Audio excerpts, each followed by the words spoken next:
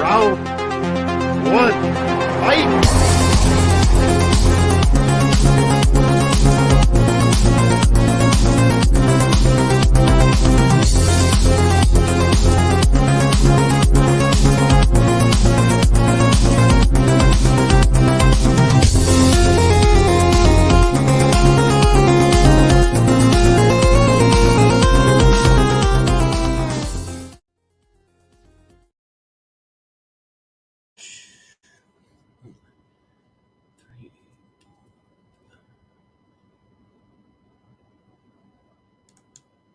Hey, and we're here.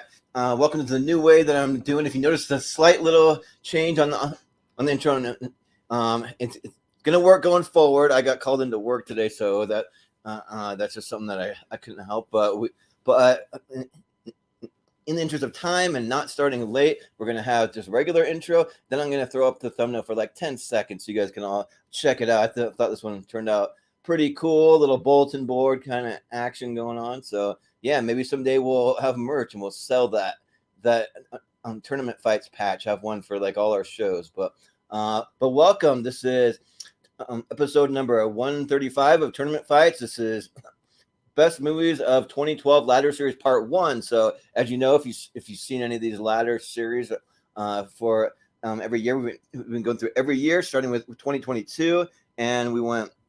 We're all the way down to 2012 now. So this is part 1. It's always a 3-part series. So part 2 will be on Friday, and we'll have the championship in about a week or so, maybe a little over a week. We had to push it back a little bit because I'm going out of town. But just real quick, I wanted to break it down because ladder series, for anyone who's not familiar, means that whatever makes the Elite 8 will be the holdovers that will move on to face the next year's bracket. They're essentially moving down the ladder. So the 8 movies that you might see that aren't from 2012, but they were good enough that they beat all the other competition to make it here tonight. We have Short Term 12, The Wolf of Wall Street, X-Men Days of Future Past, Prisoners, About Time, All Is Lost, The Spectacular Now, and Rush. So those will be your holdover movies. But let's go ahead and introduce our panel for tonight. So I'll start with my co-host. We got Austin Pez Howell.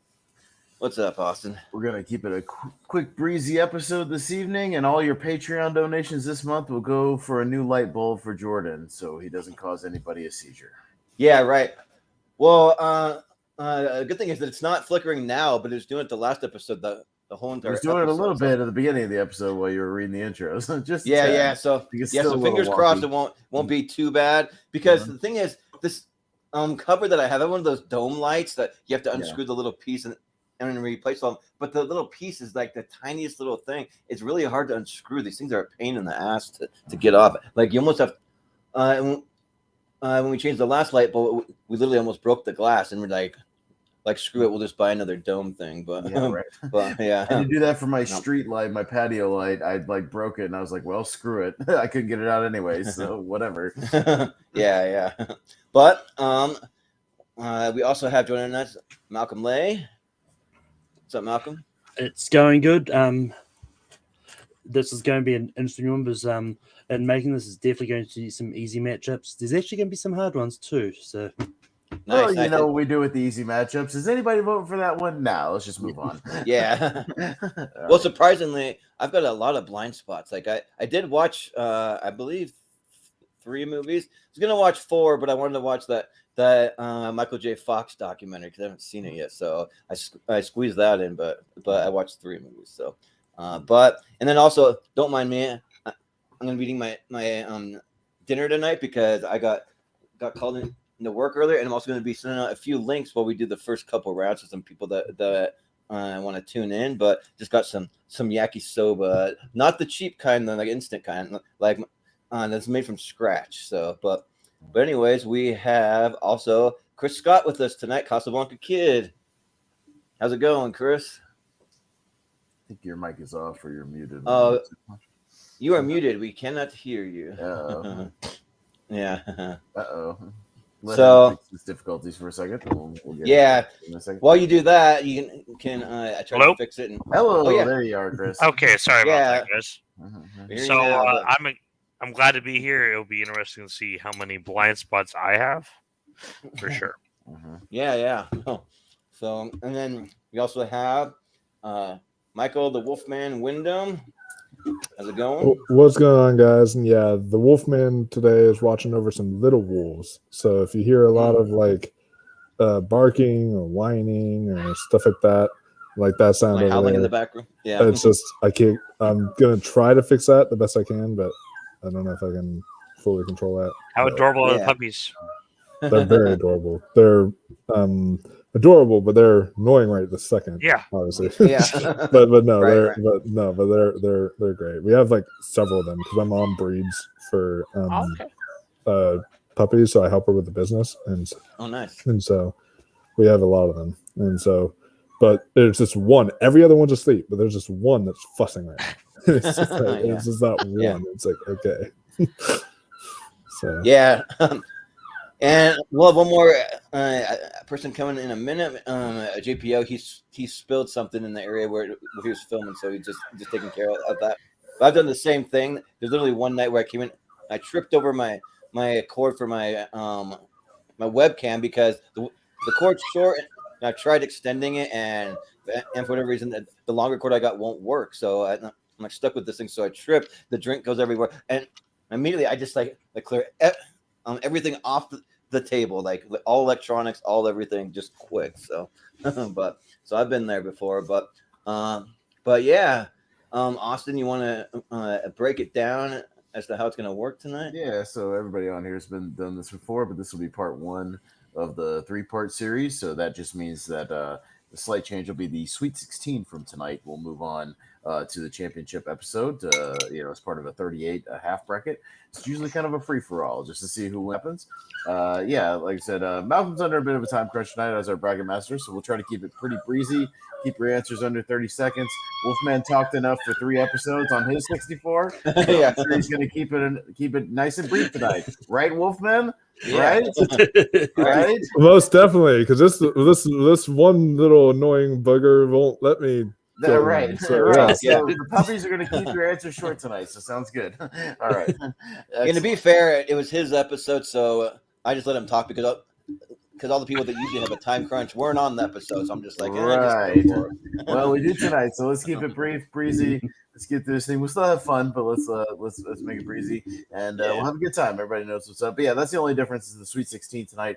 We'll move on to the 32, and then after that, it's anything goes. So we'll see what happens. Yeah. And then You I was gonna gotta vote no matter what, even if you got some blind spots. Just vote for whichever one sounds more interesting. Yeah. And just shout out to the people that are tuning in. We got Andrew Long. I understand Les Mis isn't this I don't know this how many year, but fans he's- are going to be on here. We'll see. yeah, he's just advocating for it eventually. Don't when it worry, comes out. I'd be. My showing friend it Travis right is watching. Okay. I would be. Oh, I'd be nice. showing What's it up, right Travis? And then Brian, as always, he's usually tuning in. So, and then that's it so far. So All yeah, right. but Well, Yeah. Malcolm will bring up our bracket, and we'll see which ones do make it on tonight and which ones will be on part 2. So Yeah. we will see. Can bring up put our bracket that together. there, and then I'll just say real quick, let's do this. We're going to play a wonderful game called Who is Your Daddy and What Does He Do? It's showtime. What do you say we cut the chit-chat? A-hole! May I see your invitation, please? Sure. Here's my invitation. Let's do this, Schmidt. Yeah. Just like we always do, Jenkins. Jacob. Oh, sorry. I want to ask you a bunch of questions. And I want to have them answered immediately. I mean, come on, I just don't see a problem here. Let's just do it. Yeah, let's do it. I'm pumped.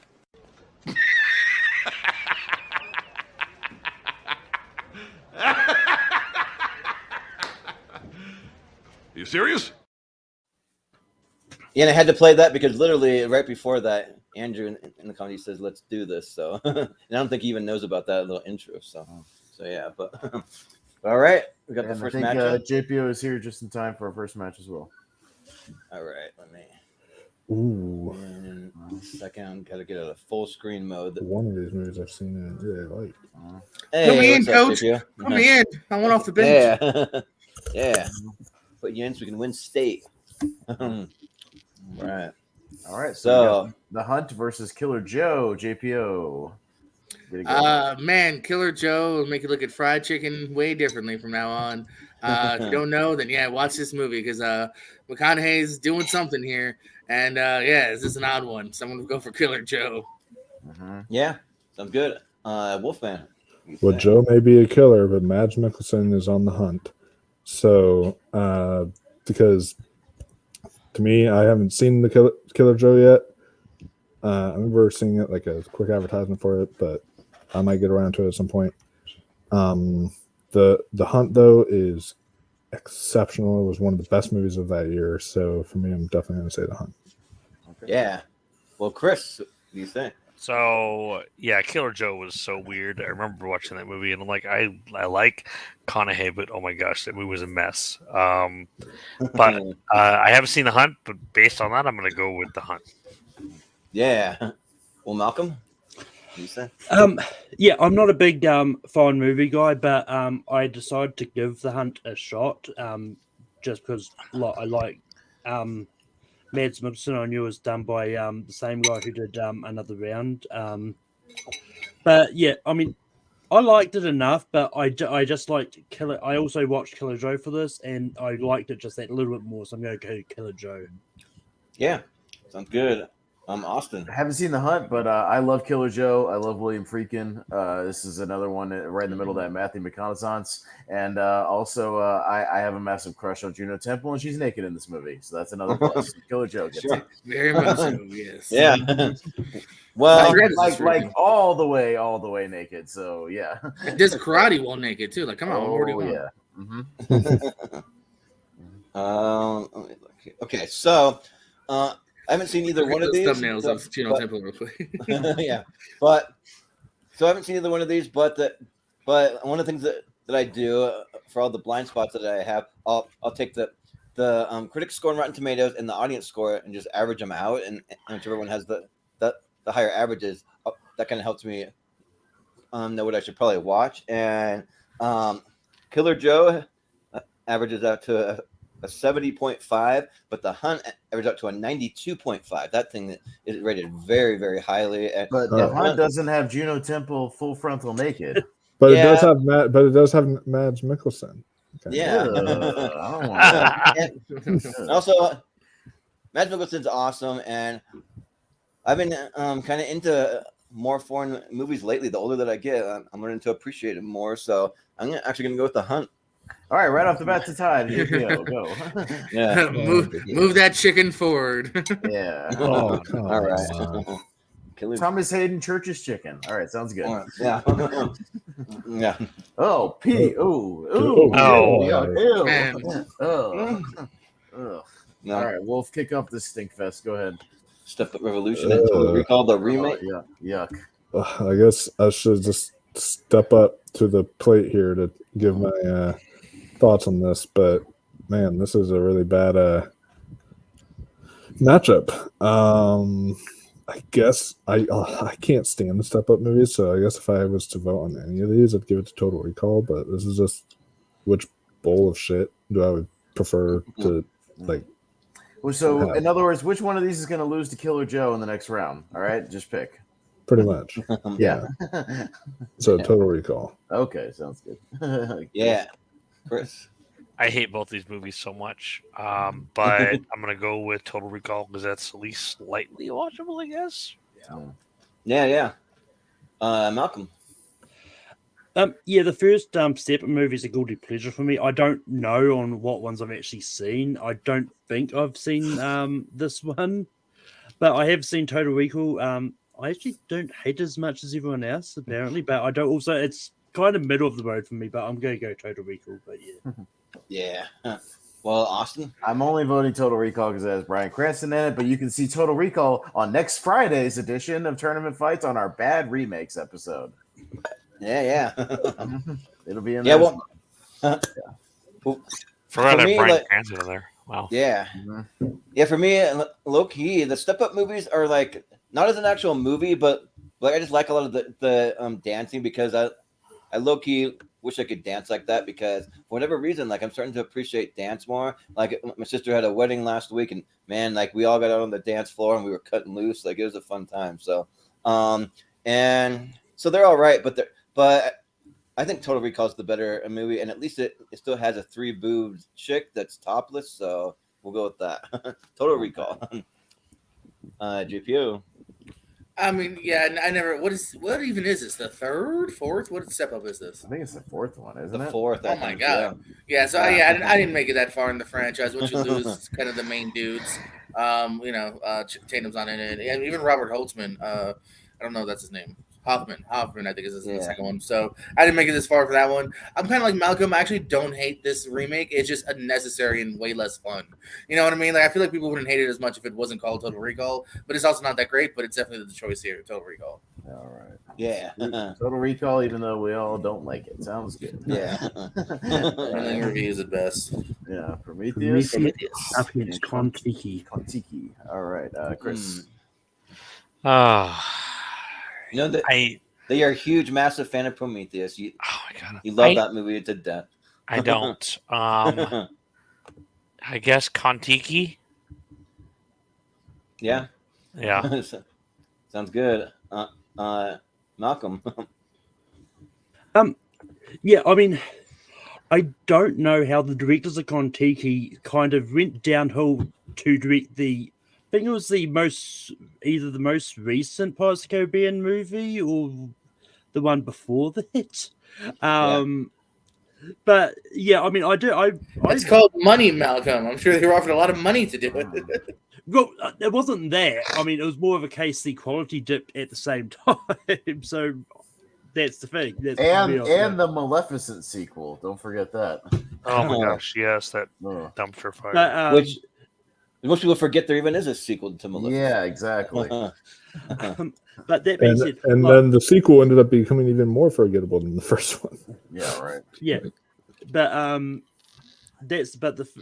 do enjoy Prometheus, but I actually watched Kon-Tiki for the first time for this, and it is a really good movie. So I'm gonna go Kon-Tiki. Yeah, Austin. I don't know what Kon-Tiki is, so I'm not voting for it. And Prometheus, I absolutely defend at every turn. I think it's still a pretty solid movie. I liked where Ridley Scott was going until Alien Covenant, and I still think that movie's gorgeously shot and looks great in 4K. So Prometheus. Yeah, I've never seen Kon-Tiki, but from what I can see, it looks like a Norwegian movie where this guy he's afraid of water, but when he goes out on this adventure on the sea, and I guess and like you see how it all pans out. I'm sure there's more to it than that, but that's all I've gotten in my like 30 seconds of research on this movie. But Prometheus I actually think is pretty good, and it has a stacked cast that like you forget a lot of people like Idris Elba and like, Charlize Theron, and like some of those are actually in this movie, and I think that that's fun. Like it's kind of like wants to be an Aliens movie, but I don't know if it's quite all the way there. I think it is an Aliens movie, but it's just doesn't really have aliens in it the way the other movies do. Is all, but it's still great. So I'll go Prometheus. GPU.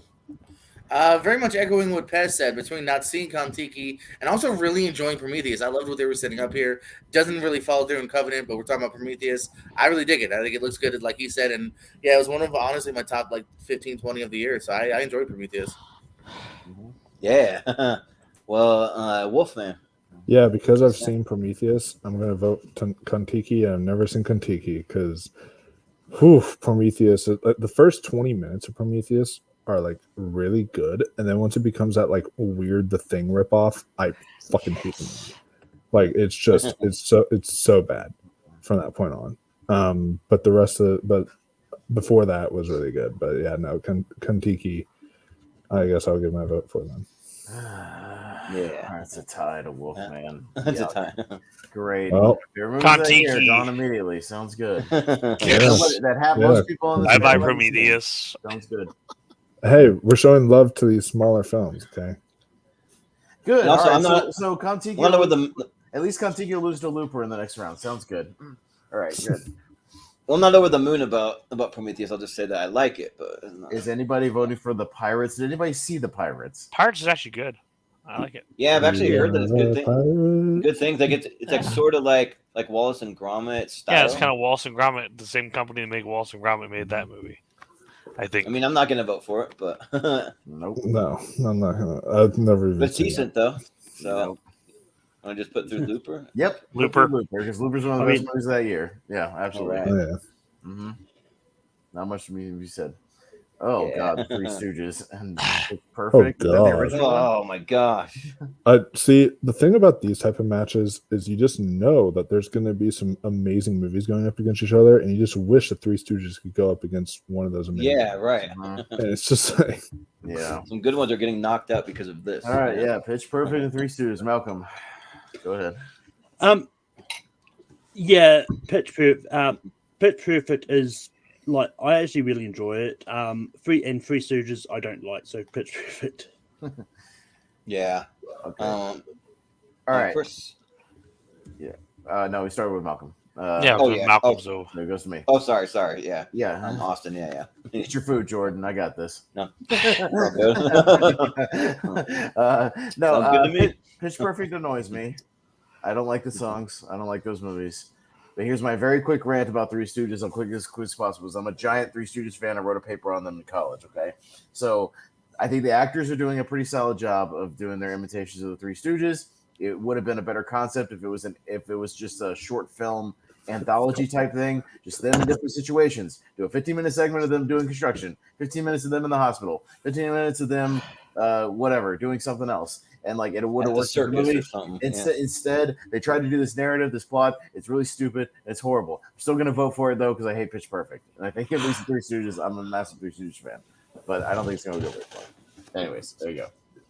Yeah. So this is like another time I want to say pass on this because I dated this girl back in the day when all these Pitch Perfect movies came out, where she dragged me to the theater. We saw every single one of them when they came out, and like she's obsessed with the soundtrack, playing it over and over. Then he woke up and I got married, and my ex-wife was obsessed with these freaking Pitch Perfect movies, and we constantly play the music. I'm like, gosh, damn, I can't get away from it. And so just because of that, like I don't like Three Stooges like this version at all, and honestly, I'm just like lukewarm on the actual Three Stooges overall, but also still vote Three Stooges because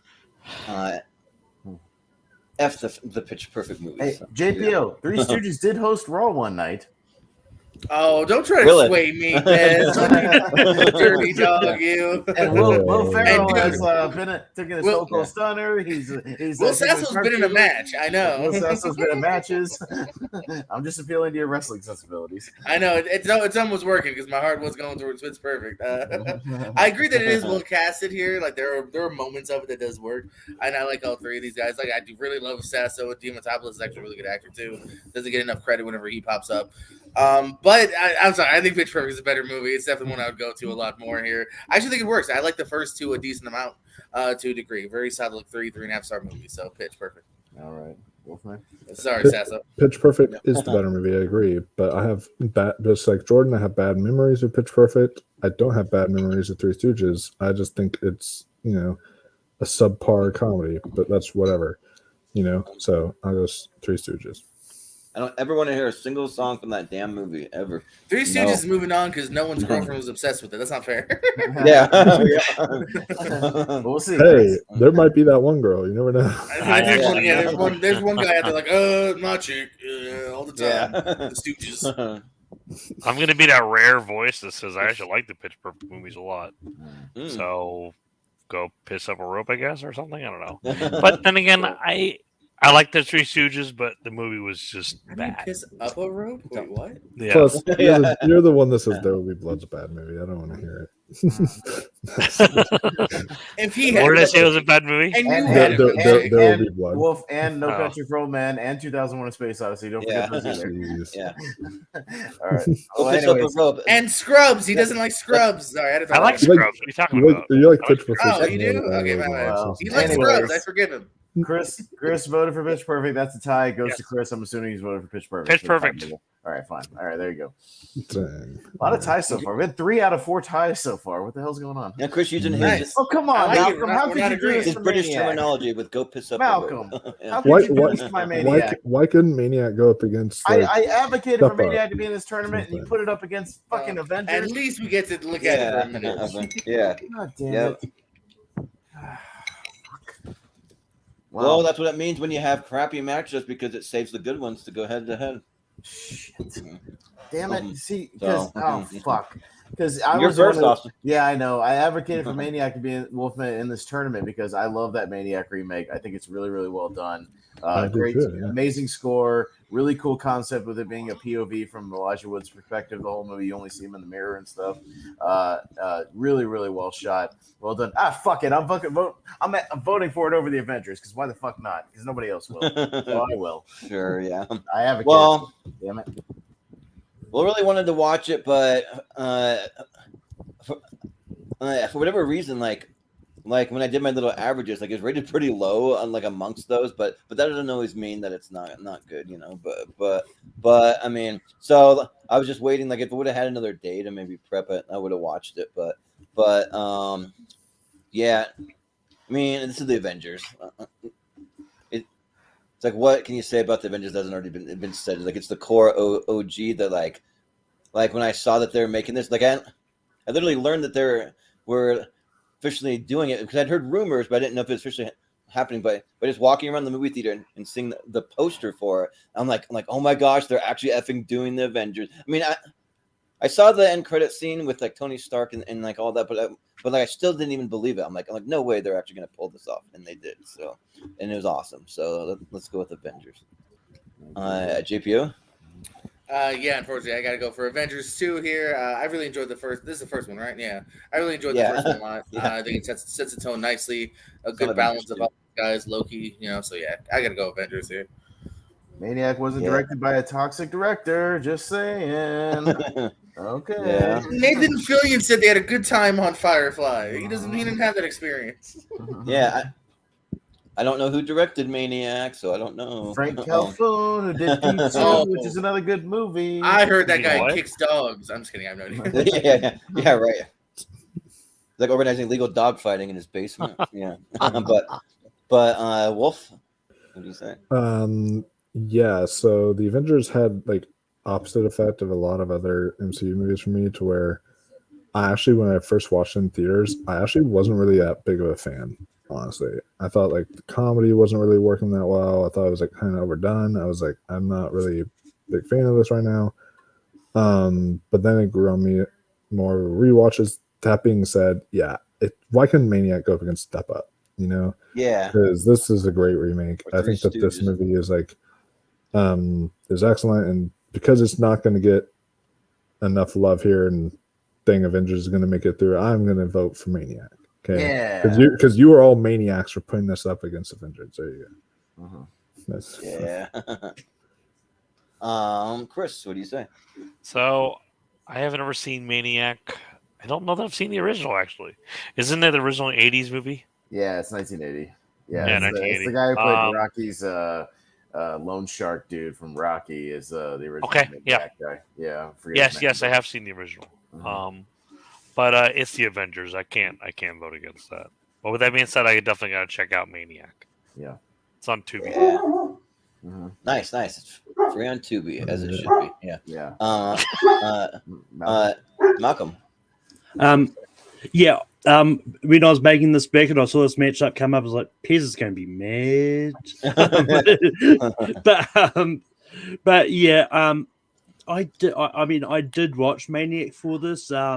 I'm not a fan. I wasn't that. I didn't like it. I'm going to go the Avengers. Yeah, I didn't love that other POV movie. What's that, like, Balls to the Walls action one that came out? Hardcore Henry. Well, this isn't Hardcore Henry. I love that movie. The Hardcore Henry. I didn't not love an action that. movie. Movie's though. phenomenal. Yeah, but like when it's when it's all POV, but like basically the whole Oh, way, that movie works. like only do it some of the time. Let's all agree, though, the greatest POV anything is the episode of It's Always Sunny in Philadelphia, where you're in the point of view of Danny DeVito the entire episode. that one's awesome. Yeah. Well, okay, cool. I'll say at least this: Maniac will be in the good remake tournament because it's a good remake tournament next Tuesday. Seriously? Yeah. So watch There's it by an awesome then. poster for Brave. So watch it by then, Jordan. Damn it. Yeah. Watch it. I will. But Premium Rush and Brave. Brave? Yeah. Oh, that was when. Oh, I thought that was like 2008 for some reason. Oh, okay. I guess I was way off. Yeah. All right. Anyways, Jordan. Yeah. So I really like Premium Rush. I think that's really cool. Like it's really like a cool style and a cool concept. And then I'm just lukewarm on Brave. But I'm gonna do this because it's tournament fights. That is a freaking awesome poster of her holding a freaking bow and arrow on a grizzly bear like that. Hell yeah, I'm gonna vote for Brave just for the poster. So yeah. JPO.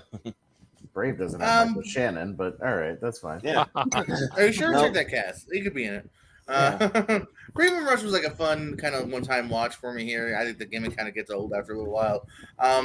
And yeah, while Brave's not my favorite, I just think it's a better movie, and I had a better time with it. So Brave. But Brave does have Craig Ferguson. He's awesome. So. Yeah. Come on, Wolfman. So I say this as a ginger, obviously. Okay, Brave is maybe the most overrated Pixar movie I've ever seen. Like this movie is like it's fine, but it is not like that great. Like the fact that Wreck-It Ralph lost to this is a travesty. I'm not going to forget that. And because Wreck-It Ralph lost to this, I've not even seen Premium Rush, and I'm going to vote for Premium Rush. There you go. Yeah. Well, Chris, what do you say? This is tough. I mean, I like Premium Rush. I mean, I'd even like that Michael Shannon's in there as the bad guy, but I think I've seen it once. It's not a movie that I would have to own. It's probably be like a 4 out of 5, but it's good. But I really like Brave a lot, actually. So I'm going to go with Brave.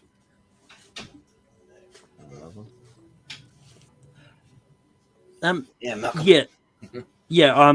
do like Brave. I mean, it's definitely sort of mid-tier Pixar for me. But when I watched Premium Rush for the first time for the Joseph Gordon-Levitt episode of Rankin we did a while ago, it's really amazing, and I've really enjoyed it. So I'm going to vote Premium Rush here.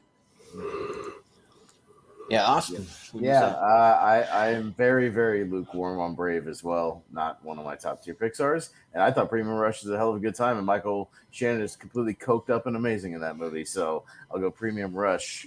And that makes it another tie. We've had nothing but ties tonight. Malcolm, you got the tie now. Hell yeah. There you go. Get that Brave shit out of here. At least we're not giving it to the You made a very brave the choice chat there. because they're advocating for it in the chat, I guess. All right. All right. Wolf of Wall Street, holdover from last time, and Jiro Dreams of Sushi. What in the fuck? What in the Oh, hell? come on. You got to Dreams put of these Sushi. two against each other? Oh. Why? Why What is is he that thing? dreaming of sushi, and who is Jiro? You never Yeah. seen it? Wolfman, of all people, you haven't No. seen I've seen this. You haven't seen this? No. How have you It was seen this awesome, movie? yeah. It's a. What? I saw this a long time ago when it came out. I saw this in theaters. Oh my gosh. You kidding me? Really? Why? Sound Yes. theaters? I don't even like sushi. It's an amazing documentary. This is about really this the guy. first time I'm hearing of this movie. It's a. Why is a documentary in a actual We movie? put 3 Identical Strangers in there. We put Yeah. other documentaries. Docs are We put- movies we too, put the, man. Docs are Yeah. docs. Chris, They're not Freaking movies. Streetwise was in my top. Oh, 50 they're list. movies. Hey. Yeah. No, they're not. One had we put Streetwise. we put Streetwise in his term. We put the Mr. Rogers documentary in To Be My that Neighbor? year. Won't You Be My Neighbor? Yeah, we put documentaries in there. And when we get to Um, 2023, we will have the Michael J. Fox documentary. Documentaries are good, but they're not a Yeah. movie. They're They're they're movies. They come out real. in theaters. They're movies. They're Yeah, literally, that's one thing. they literally movies. follow What are you the talking movie code. They're feature films. They have I a saw Won't You script. Be My Neighbor The script twice, is yeah. written. Okay. For All right. Sorry, I'll stop. Yeah. I would vote it. Every one of you guys are like, "Yay!" I like documentaries too, but like, JPO? but not as Let's a vote for movie. Jared Dreams of Sushi and Chris, and we'll move on. Mhm. All right. All right, Wolf of yeah, Wall since it Street. probably. JPO. I don't know if it has a chance or not. Let's go for Jiro Dreams of Sushi. Yeah. Wolfman. Well, It would be a travesty for the Wolfman not to vote for Wolf of Wall Street. So Wolf of Wall Street. Yeah. Chris. Wolf of Wall Street, because Jiro Dreams of Sushi doesn't even sound like a cool documentary. I'll tell you Well- about it in a second. It's cool. Well, I didn't think Pig sounded like a cool movie, and then it blew my mind. Pig is awesome. Yeah. But on paper, it seems weird. That's No. a movie. Yeah.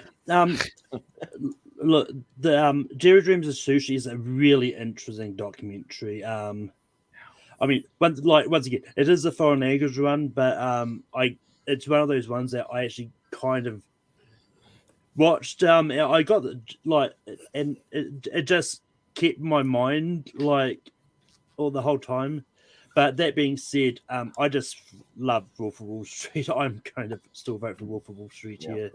Yeah. Well, Austin? I will definitely recommend Jiro Dreams Sushi. I don't even like sushi. I don't eat sushi. I think it's disgusting. But you watch this documentary. It's about this guy in Japan who runs this really exclusive sushi bar. He only serves about 8 people. You have to book him 6 months in advance. It's insane, and it's really just about the art of food. If you find culinary stuff interesting, it's about the art of the way he makes sushi and how he takes good pride in it, and it's interesting. So yeah, I mean, It's on Tubi. So I don't, yeah. It's on YouTube. I You can find recommend it, everywhere. but I haven't seen it 60 or 70 times like I've seen Wolf of Wall Street. So Wolf of Wall Street, Okay. but I do like it. Yeah, and so Jiro Dreams of Sushi was one of the movies that I watched for this, and one of the things that they say, because I wanted to look up the conversion rate, they say that it costs 40,000 yen to eat at that restaurant. There's no way, because the conversion rate is $286. So maybe, I don't know, because they say that might be the most expensive restaurant almost in all of Japan. So, Well, it's $286 per person for like an hour. That's pretty expensive for like a 1 hour experience. Yeah, that is. It really is. It really is. And you have to make reservations 6 months in advance. That's what I mean. So He they serves eat like there. 8 or It's 10 crazy. people or something, and that's only in one day. He does it once a day. That's it. Yeah. And also, too, like, he might be great at what he does, but he's the kind of person I would never want to work with because he's an absolute perfectionist and, like just comes down hard on his sons, too. His sons work for him, and then, among other in employees. But you know what?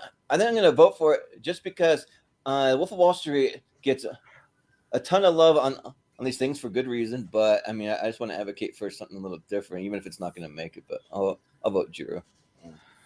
All right. Wolf moves on, and we'll go to the next matchup. Got Flight and the Lucky One. Ugh. Well, good. And then I'm going to vote for the lucky one. We could just put through Flight. All those posters are the same for those stupid book movies. Yeah, the Oh my god, yeah, Google that. Like, people put Oh them my on God. the one screen. They're all the same It's just- poster, like a half hug thing. It's really bad. Yeah. And the same they're plot. it's either A, them holding them from like behind, Yeah. or B, the fucking face Yeah. grab. Yeah, It's face one of the thing, two. yeah. And Flight's a good Legitimately. movie, and John Goodman's a great drug dealer in it. All right, moving Oh on. yeah. Yeah. Oh, Goodman's lovely. Yeah, Goodman, This is Goodman has 2 good movies here in this. And- in this but one of the Flight, good- Flight, And here's Flight here's the other one. There's the other one, Argo, right there. There it is. Hell yeah. versus Snow White and the Huntsman. Oh, fuck off, Snow White. Put through Yeah, Argo. let's just put through go. Argo. Yeah. Argo, yeah. fuck yourself, Let's do it. Snow White. Yeah. I don't hate Snow White, but yeah. Argo is what made me a fan of Ben Affleck again. Yeah. All right. Okay, so we'll finally get What's back that to voting. Got American Mary and About Okay. Time. Wolfman's up first. Well, about time we actually have another matchup we can talk about. I actually Wolfman on the cover right there, right? I know, right? With the red hair. Yeah. Exactly. No, I am a fan of both these movies. About Time is one of those, like, it's actually not a bad one of those, like, isn't it like a Nicholas Sparks movie or something like that? It's I don't think it is. No. done by Richard Curtis. It's not based on anything. Oh, okay. I thought it was based on something, but no, it's maybe that's why it's actually actually decent. It's actually not based on anything. But American Mary, that is such a fun movie. Jordan, help me out. What's the actress's name? Why am I blanking out on her name? It's freaking. Or I'm Austin. blanking. You would know. Yeah. Oh, it's Catherine Isabel. Yeah. Kevin Isabel. Yeah, she Yeah. is fantastic in this role. and it's just a really fun movie. So American Mary. Yeah.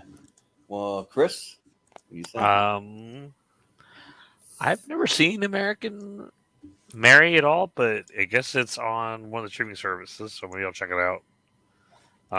But It is. I don't hate About Time. I think it's a decent movie, but that poster kind of looks cool for American Mary, so I'll go with that one. Yeah. Malcolm, what do you think? I liked American Mary enough, but About Time is just really good, and it's in my 128, so I'm going to go About Time. Yeah. Austin. Yeah, I want to advocate for American Mary and the Saska sisters, who also did Rabid, which is a really fun horror movie. And they're a cool little horror. CM Punk was in that. Yeah. And it's about the girl gets into underground surgeries, and it gets really gross and gnarly, and it's really fun. So I'm gonna advocate for American Mary here. Yeah. Well, I've never seen American Mary. It seems like one that might be a little over the top for me as far as like goriness and that kind of stuff. I don't know though. I haven't seen it, but About Time is great. And as far as rom-coms go, like it's not even like much of a comedy. It's more just like romance kind of thing. But like it's actually one I would advocate watching for maybe Father's Day because of the relationship between Domhnall Gleeson and Bill Nighy's dad, and it's just really, really great, really heartbreaking. Just like I cried the first time I saw it. Like it's really good. So yeah, I'm gonna go About Time. You cried. Sorry. Yeah, sorry. I really couldn't resist. Sorry. What a vagina. Yeah. Allergies, man. There's allergies. We have Butthead in the chat there. I got a lot of love for About Time, but yeah, I'm happy to champion something a little different than we haven't talked much about before. American Mary gets my vote. Yeah, American Mary. All right. American Mary. Nice. That being said, Jordan, do you have Bill Nighy in the movie Dad's tier ranking coming up? I haven't made that list yet, but I will. I'll make sure I include him. Mm-hmm. Yeah. What is that other movie? That's The Hobbit, An Unexpected Journey, right? Celeste, yes, and Celeste and Jesse Celeste Forever. Yeah, the Rashida Jones, Andy Samberg movie. Yeah. Chris.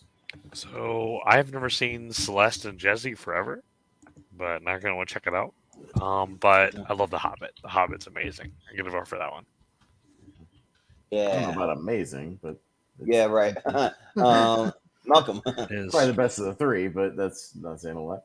Yeah, I mean, I think the first Hobbit movie, I think gets way more flack than what it deserves. It is actually pretty decent.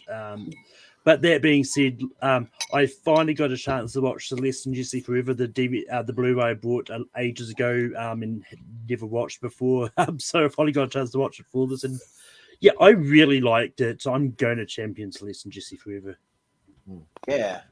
Well, Austin, what do you say? I'm kind of the same as Malcolm. Yeah, the first Hobbit is okay. It's the best of the three. I actually was flipping around on Peacock and saw Celeste and Jesse Forever on there and knew the 2012 thing was coming up. And that was one that I missed. So I actually watched this like a couple weeks ago. And I really, really liked it. Yeah, it was really interesting. It's about a divorced couple that is trying to stay friends, even after they're separated and stuff. So it's kind of relatable to me. I've been through one. Jordan, you've been through one. So that sounds way too close to home. If you haven't seen it, I mean, I'm just saying it might be relatable. It might be more relatable. I just thought it was interesting to kind of be friends. That's why I love Marriage Story. So. But Rashida Jones is really great, and yeah, it's good cast. They have great chemistry, and Andy Samberg proves he can act, man. If you don't think the dude can act outside of a comedy, like he's funny here and there, but he's really good. So I'll go Celeste and Jesse. Why not? Yeah, I liked it. I loved him in Palm. I loved him in Palm Springs. God, it's so good. Oh yeah. Mm-hmm. Yeah, it's good. Yeah, but like I'm pretty lukewarm on the first Hobbit. Like I can't keep straight all those freaking dwarfs. Nori, Dory, Glorn, Dwalin, Thorn, Blonde, just like who? Like I don't know. Like it's just, coming in and wrecking his kitchen and shit. Like get the fuck out of my house. Yeah, it's like get out of here. Yeah, like it's just over my head. So, but I haven't seen Celeste and Jesse Forever. But I'm a big Andy Samberg fan. I do like Rashida Jones a lot, and it's also got Elijah Wood in it. So I mean, and he's one of my favorite actors. So he's in a good Middle Earth movie. So I'll go with Celeste and Jesse forever. To be fair, Elijah Wood is in both of these movies. He appears. I was to say, Elijah was in both of them. True.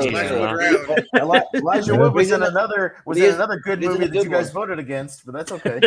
Yeah. Where he was Yeah. the star, Maniacs we like are. the star, the lead actor. But okay. We like him in smaller But parts. He's also Get in out this of season of Yellow Jackets. He's really But good. JPO, I've never seen Yellow Jackets yet. I can now. Really good. Yeah, this is very close because I do enjoy all the Hobbits are right, and I think this is probably the most solid one. But yeah, I'm definitely happy to champion the slightly smaller movie here. It's something I went to right away because I love a good kind of dramedy, and they both do really well in this. This is also something I rewatched recently, so I wonder if Peacock was like, "Why is everyone watching this movie all of a sudden?" It's because of us. We watched it. Yeah. I'm telling you, That's all. the views went up this week. So yeah, Celeste and Jesse forever. Yeah. Yeah. Great Chris, is it Pine cameo? What? When they're on the bench and they're like, "Who's that dude?" Probably. So- Yeah. So as you Yeah, all it is. know, Yeah. He's in the cast list here. as Yeah, you he's all just sitting on the know, bench when he gets the I'm awards. a diehard Middle Earthian fan. I love the Lord of the Rings movies like to death. And the Hobbit movies I got so excited for. I read the book. I went opening night Amazing. to all the movies. And I even dressed up for some of them and such. And yeah, it was such a fun experience. And so I have this first movie kind of holds a special place in my heart. But that being said, I feel like I would like the other one more. So I'll give that one my vote. You would like Celeste and Jesse forever, Wolfman. I'm pretty sure you would. Yeah. It's Yeah. right up your alley. Yeah. Yeah. I thought because I'm gonna check that out now. It's on Peacock. It's on I only got the list today. I was only able to catch Let's up get on it one trending movie. on Peacock if that's a thing. I don't know if it Yeah, is or right. not, but, Is it? Might be because of us. I don't know. Yeah, Maybe well, I'll give it a try. well, here in the cast list, they have Chris D'Elia credited as Snow White in that movie. Like, what is that? No, about? Chris D'Elia just shows up. There's like a party, and he's just there playing beer pong for like a minute. Like he's just kind of. Well, they call him Snow White. That's weird. I think that's like his nickname in the scene, but like he doesn't really have a name. He's just kind of there. He's like one of the party Okay. goers. He's got a bunch of little people and little side party He did roles some just for, cross-dressing. like a scene. Yeah, they called it some favors, I'm sure. Yeah. So it was definitely Celeste and Jesse that got the votes. Oh, it's 5-1. Yeah. For yeah. sure. Just being sure. All right, original VHS against Cloud Atlas. All right, Malcolm. Yeah. I actually like it's been a while since I've seen Cloud Atlas. I was going to try and give it another shot for this, but I just didn't get around to it. I did watch the first VHS for this, and it's good. But yeah, I'm going to slightly go VHS on this. Yeah, sounds good. Austin. Yeah, I'm also gonna go VHS, but only because I haven't seen Cloud Atlas yet. I actually bought it. I have it on Blu-ray sitting over there. I've got it in my little pulled out things. I need to get around to it eventually. If I remember that it was coming up on here, I might have. But yeah, the Wachowskis are a little hit or miss after The Matrix. But yeah, I like the first two VHS movies and early directors for Radio Silence. The current Scream directors did the final segment on here. So VHS. Yeah, I think that the VHS, the first one, is okay. Like it's got a few good segments. Like the worst part to me is just them like sneaking in the old guy's house trying to get the movie. Like to me, but like most of the segments are pretty decent. But yeah, I just remember Cloud Atlas being famous for having one of the longest trailers. As a 5 minute and like a 5.5 minute long extended trailer for that movie. It's really long, but it's a good trailer still. But and the movie, yeah, I think that it's really creative. Like I think it got kind of like unfairly dumped on because it's directed by the Wachowskis who did The Matrix and of course there's Hugo Weaving in it again and Tom Hanks and Halle Berry and like a list of actors goes on and on and on. There's like tons of them, but yeah, and they play different time periods, which I think is like really, really cool. All the different stories. So, yeah, I'll give some love to Cloud Atlas. All right, JPO. Yeah, JPO. Yeah, no, these aren't too far away from each other, but I'm definitely swaying towards Cloud Atlas here. I think they do enough very interesting things that while you feel the length, you're still kind of intrigued in it here. And I think there's a lot of these actors. I can see why they signed on to play all these different characters. Hugh Grant's unrecognizable at one point with in the jungle and whatnot. So it's really interesting, like future stuff going on. So. Not totally coherent. Maybe I need to watch it 5 more times to totally get what the fuck they were doing. But I was intrigued. So Cloud Atlas. Yeah. Wolfman. Yeah, Cloud Atlas is okay. It's the best like Wachowski's movie in a long time, but it's like it's okay. VHS though, like I actually really like this one. I think it's a lot of fun. Even Matt Reeves has the little short that he does. In this one, he does the first short. So Ty West does a short. Yeah, the Radio Silence guys. It's got a pretty star-studded first round of directors on this one. Yeah, Adam Wingard's in was he in the second one?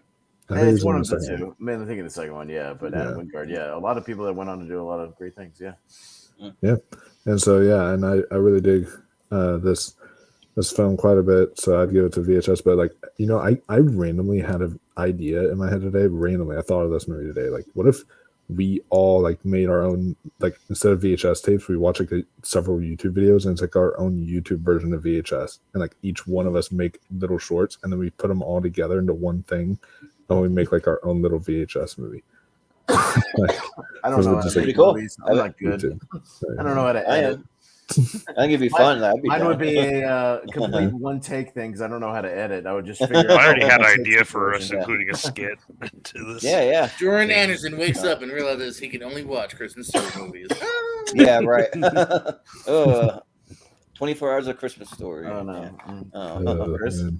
Chris. I am not a fan of Cloud Atlas. I'm not a fan of Atlas Shrugged, all those books. Like, I have a friend of mine who's a die-hard fan of those books. So, the movie was just so-so to me. No, it's based on Atlas Shrugged. I don't know if it is. Yeah, I mean, I think it's Cloud Atlas and then the other one. I thought same author. Cloud Atlas is a whole different thing. It's an original property from the Witch. Yeah, it's original. I thought it's got nothing to do with Atlas Shrugged. Nothing to do with Atlas Shrugged at all. Oh, I thought it did. Okay. Anyways, it didn't have any interest. It's based on a 2004 book by David Mitchell. Okay, it's a book, but not those Atlas. All right, I feel like it's a book now. I had to take that back then, but I didn't really dig the movie though. But I do like VHS. I thought that was good. All right, so VHS. Video Home System or something like that. Is that what it stands for? Something like that, yeah. Frankenweenie and Mirror Mirror. The other Snow White movie. Yeah, remember there was 2 Snow White movies this year? That's weird. Yeah. Right? You want to just put through Frankenweenie? Yeah, fuck all these Snow White movies. Let's just go Frankenweenie. Yeah, F Snow White. It's the same line as like they remake Robin Hood and Peter Pan every other year. Yeah. So in defense of Moo, that version of Moo is actually completely different from that's not the typical Snow White story. As Pastor Stewart would say, I'll note it in my log. All right, Frankenweenie moves on. Yes. The Master. Oh, excellent. Easy. This is an easy match. Very easy. Well, totally easy. Well, it's easy, but in the opposite way. Okay. Actually, it is easy, but the opposite. Yeah, no, I'm up first. No, this is easy. The Watch is a terrible comedy that I saw in theaters. Had a decent trailer, and then that movie sucks. That movie really, really stinks. And The Master is a masterpiece. It's a great Paul Thomas Anderson movie with amazing, as we talked about on the Joaquin Phoenix rank 'em. Great Joaquin Phoenix, great Philip Seymour Hoffman, great Amy Adams. All the performances are top notch. An amazing movie. So yes, The Master. I rewatched it not too long ago, and it still works very, very well. So easy vote for The Master for me. Yeah, so I'm probably in the minority here, but I hate The Master. I tried watching it, I just couldn't get into it. I'm just not really a Paul Thomas Anderson fan, except for just like a couple in Boogie Nights and like Punch Drunk Love. It is like about a 6.5 out of 10 for me. It's not like one that I love, but it's okay. And I haven't seen There Will Be Blood. That's a blind spot, so I gotta get to that. But actually, I do like The Watch. Like I think that the British guy over on the right side, Richard Ayoade. I think he's great. Like, I'll watch him in anything. I wish he would do more movies. He does a lot of TV stuff or like voice acting and that kind of stuff. But he's hilarious. he's hilarious. I believe he does stand up. I'm not pretty sure, but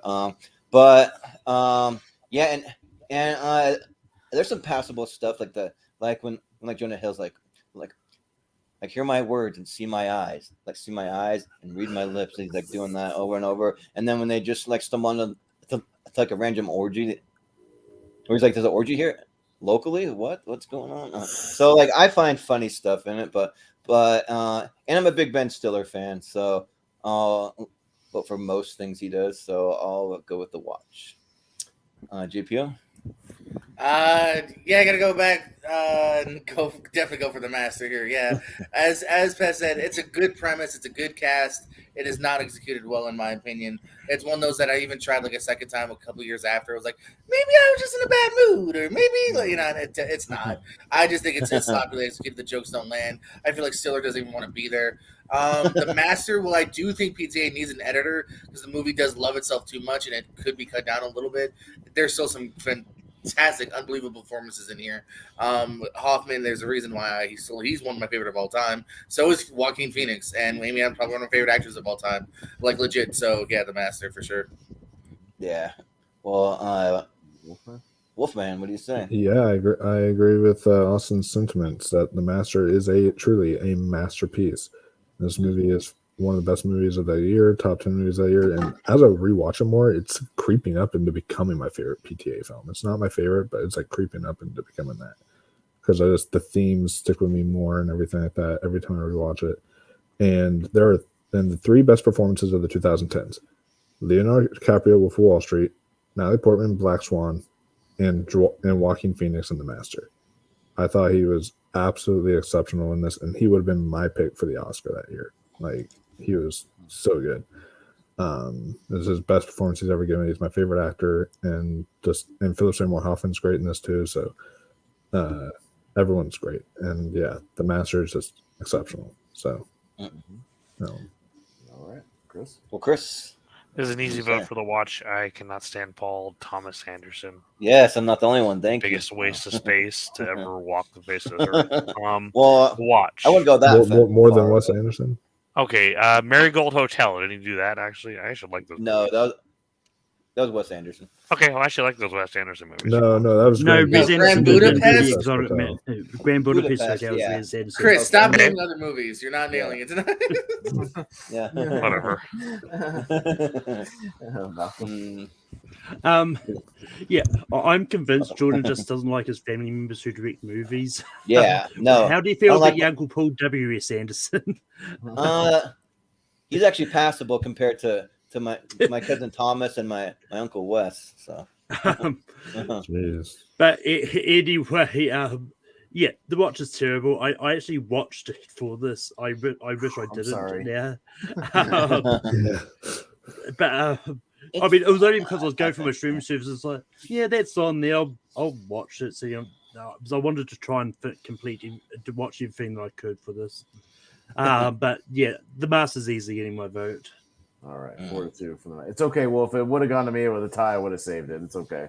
Okay, well, on this list, I do like Wall Street. That's the one movie Viz I do like. So there is something I do like. So there's another documentary, a good one, Searching for Sugar Man, and then Wreck-It Ralph. So 2 good movies. Oh man, that's an amazing documentary. Yeah. All right, Jordan. Yeah. So is that the first Wreck-It Ralph, or is that the second? It's the first one. OG. Okay. Yeah, because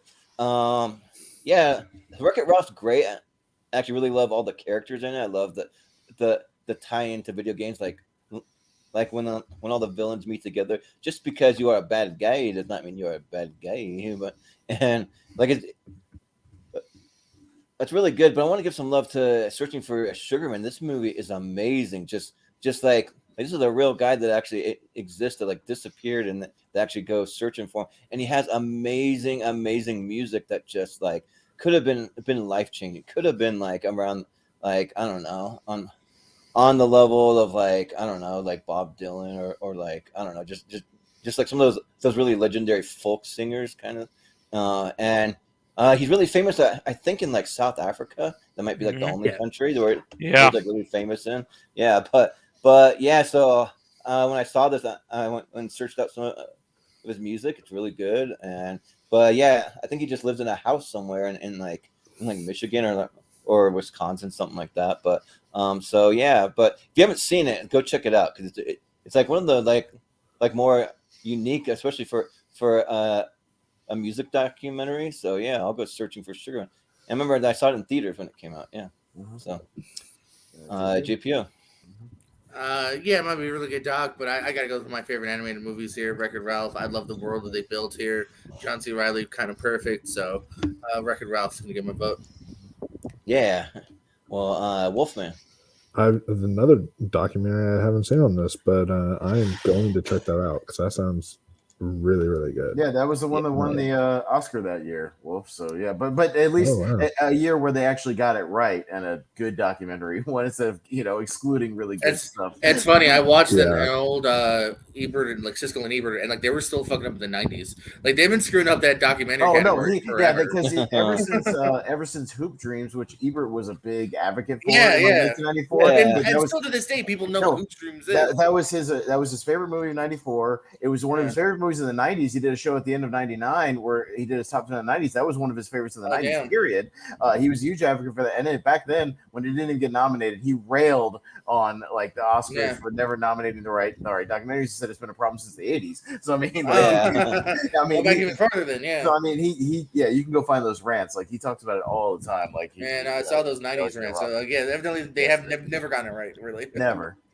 Yeah, but the artist from Searching for Sugar Man, his name's Rodriguez. So go check him out. He's got some good stuff. Yeah. But yeah, I'm trying to search for Searching for Sugar Man, and it looks like the only place you can watch it is Vudu from what I looked on Google for $3.99. Yeah, for $3.99. So, but yeah, I love Wreck-It Ralph so much. This movie should have won the Oscar for animated feature. Like this film is just fantastic. And what beat it out? I wonder. Does anyone know? It was Brave. Brave. Screw Brave. Yeah, exactly. So it's just like that's why I was so mad at Brave earlier. I was like, "Fuck that movie for beating Wreck-It Ralph." And also today is John C. Reilly's birthday. So hey, happy birthday, Chicken Bake. So because of that, happy birthday, John C. Reilly. I feel like we should give you some love here and say Wreck-It Ralph. Yeah. Well, Chris. So I have not seen Searching for Sugar Man, but it does sound really interesting. But I'm gonna go with Wreck-It Ralph. I love that movie so much. Yeah, sounds good. Malcolm. Yeah, I mean, I'm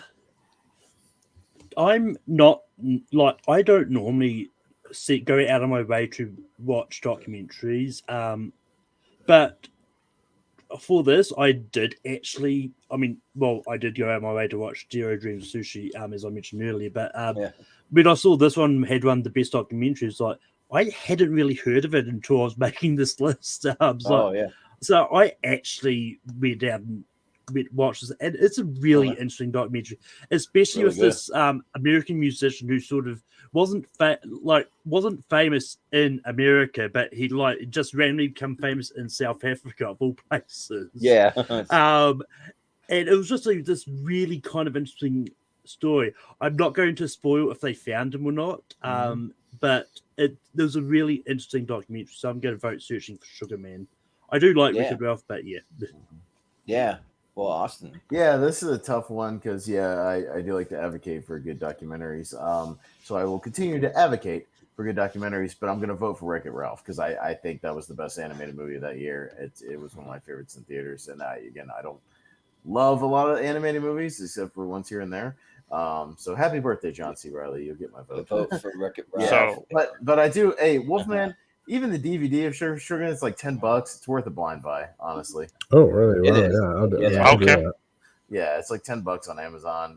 If you're buying other things, throw it in there. Support Netflix while they're still around. Go rent it. Start an account. Or maybe Redbox is going to pick up that mailing service like they've talked about. So right. While we're talking about documentaries, okay, one I would highly recommend is called The Wrecking Crew. pretty awesome. Yeah, They're not that movies, one's a though, good Chris. one. That They're one's not a good movies. one. You can't Absolutely. recommend Those aren't movies you can't I recommend. heard about. Yeah, yeah, right. It's an amazing documentary, but I wouldn't say it should be in this group. Yeah. But anyways, it's an amazing documentary. It's phenomenal. Sure. Yeah. All right, Wreck-It Ralph 4-2, Malcolm, and we'll Right. move on. I think it is the last one. Sweet. All right, Yeah. we'll make a good time. Let's keep up the Nice pace. I like it. Let's time. keep it going. Let's Yeah. go. Yay. Keep it up. All right, I like it. An hour with the intro? Nice. Yes, Yeah. we're doing good. We're doing good. Well, occasionally we have those ones where we're like, just put, Argo through or whatever. Yeah. That's true. Yeah, I mean, if we're all in here, no one's going Yeah, for well, whatever. maybe there'll be some more of those. We'll see. Yeah, that might be. Like, All right. No, okay, these are fine. Yeah. Rampart and Hyde Park on the Hudson. All right, JPO. 2 movies I haven't seen. I know of, but I haven't seen. JPO. Yeah, I've seen both of these kind of around the time they came out, give or take a year or two. I liked what Murray was doing, but I remember just not loving the movie. And Rampart, kind of similar, but I was definitely much more intrigued by it. Harrelson's really good. I want to see, is it Foster? There's a few good people. Ben Foster, Sigourney Weaver, John Bernthal. Yeah, a lot of people kind of popping in and out, throughout his journey. So I'm gonna go Rampart. It was definitely the one that held me more, that I think of more. Mm-hmm. Yeah. Wolfman. So I've not seen either of these either, but I think the one I'd be most interested in would probably be Rampart. So Yeah. Chris. I haven't seen either one of these, but I agree. Rampart looks more interesting to me. Yeah. Malcolm. But yeah, this is the first of 3 Woody Harrelson movies that are popping up in this tournament. Dude's a busy guy.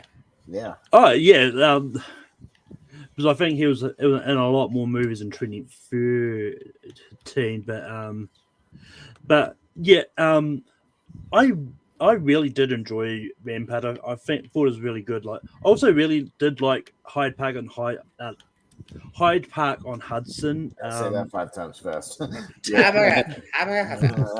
mean, I could barely say it one time slow. So. That's right. Yeah. Yeah. But yeah, so I'm going to slightly go Rampart. Yeah. Austin. Yeah, like I said, I've heard of these. Hadn't seen either one. I heard about Bill Murray's performance in here. He was kind of gunning for an Oscar nomination. He didn't get one, but it was a stacked year, so kind of was what it was.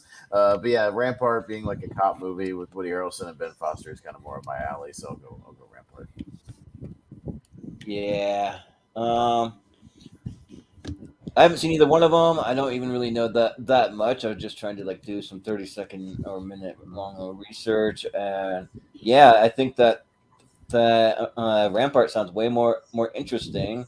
Hyde Park on the Hudson is basically a period piece. I mean, it's set in 1939, so it's not as one of the older period pieces, but it's still yeah.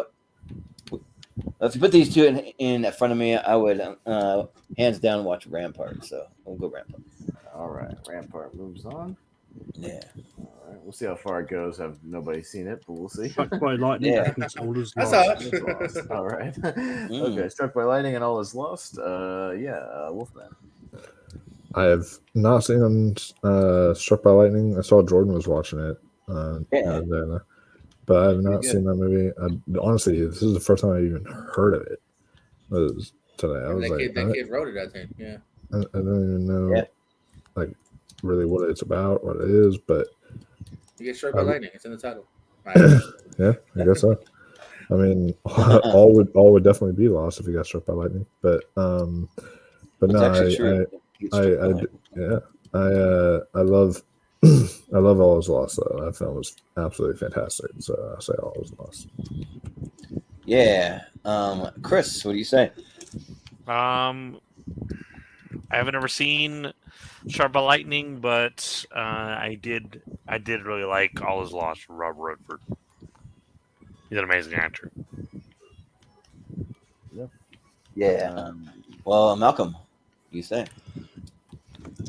Yeah, I mean, All Is Lost is really good, but Strike by Lightning is one of those movies I actually forgot I had seen back in the day, but I did rewatch it for this, and it's a really good coming of age movie, and I think Wolfman, I think you actually will really like this, Oh. because, but basically, like the plot is like Chris Coffer's character, basically the whole movie is a flashback of Chris Coffer's life after he gets struck by lightning at the start of the movie, but then they flash back to sort of show his life and how he had dealt with trying to get this club off the ground and to do a riding club and all that, and it's one of those kind of analogies of like, if you died, would you leave a legacy afterwards, and what it would be, and something like that. And I think it's a really good movie. So I'm gonna go Struck by Lightning here. Yeah, sounds good. Austin, what do you say? Yeah, the movie sounds okay, but I just haven't seen it. And it's going to be a movie I really, really enjoy. I like a good survival movie, and I'm a big fan of All Is Lost, so I'll go with that. Yeah. So Malcolm suggested watching Struck by Lightning, so I checked it out, and yeah, it's actually really good. It's a really good coming of age movie. It's got Rebel Wilson in it playing like the best friend, and then Allison Janney plays like the kind of like sort of deadbeat mom, sort of kind of, but I mean, but Allison Janney playing one of her mini mums that she's playing. Yeah, in yeah, movies. right, yeah. The kind of like she's on a bunch of prescription drugs and like all that stuff. Yeah, and then Dermot Mulroney playing the dad in it, but they're divorced, so one of those things. But yeah, I think that it's a lot of fun. Just kind of him just wanting to be a journalist and like write articles, but like nobody else in the school cares. So he just hatches a scheme to kind of blackmail people into writing for this newspaper for him, the school paper and stuff. But and I haven't seen All Is Lost. I really want to. That would have been one of the other ones, because I think that one might have been one of the highest rated ones when I did the little averages thing of my blind spot. It was in the 90s too. I don't have it pulled up, but it's like 92 or 3 or something. So yeah, but I'll vote for Struck by Lightning. I'll show some love to that. What's your deal? Yeah, no, I haven't unfortunately seen Struck by Lightning. You guys did a really good job selling it though. But yeah, I'm gonna have to go for All Is Lost there. All right. Yeah. All Is Lost. I will say it's not the only Dermot Mulroney movie. It's going to pop up in there as well. You sure it's not Oh, Dylan? yeah, nice. Yeah. Seriously? These two are going against one another. Yeah. That's Continental Drift. Okay. Oh, it is. It's not the first. Okay. Which one is that one out of the 5? I don't know. I think that's 2. Yeah, right? I'm glad you said it before I That's did. the second one. Is it? No. Pretty sure. No, it's the that's the fourth one. That's the fourth. Really? Oh, Yeah. It's the fourth one. Ice Age 2002, Ice Age The Meltdown 2006, Yeah, Ice Age Dawn of the Dinosaurs 2009, Ice Age Continental Drift 2012, Collision Course 2016. Well, that makes it a little easier. So we're going to see quite a few of these going into the 2000s. This is the fourth one. All right, there you go. Same with Step Up. All right, Chris, you're up first. so I actually one of the weird ones that actually likes all the Ice Age movies, but with that being said, Hotel Transylvania is amazing. I got to go with that one. Yeah. Malcolm. Yeah, this is easy for me. Like Ice Age has been one of those franchises that's just been melting ever since the first one came out. Yeah. Each new installment mounts You the could say iceberg. it's kind of continental drifting away from popularity. Yeah, Hotel Transylvania is really good, so I'm going to go Hotel Transylvania. Yeah. Austin. Yeah, no, I haven't seen a single Ice Age movie. Not once, not ever. Not any of the 5. Wow. Really? I would say I'll get around. I would say I'll get around to him someday, but if I've missed him for 20 years, I'll miss him for another 20 years. You see at least 1 or 2. No, Yeah. So, but on the other hand, I have seen the Hotel Transylvania movies. I like those movies a lot, actually. It's definitely a better Adam Sandler Even the animated fourth effort one that came out? not the fourth one, but I've seen the first 3.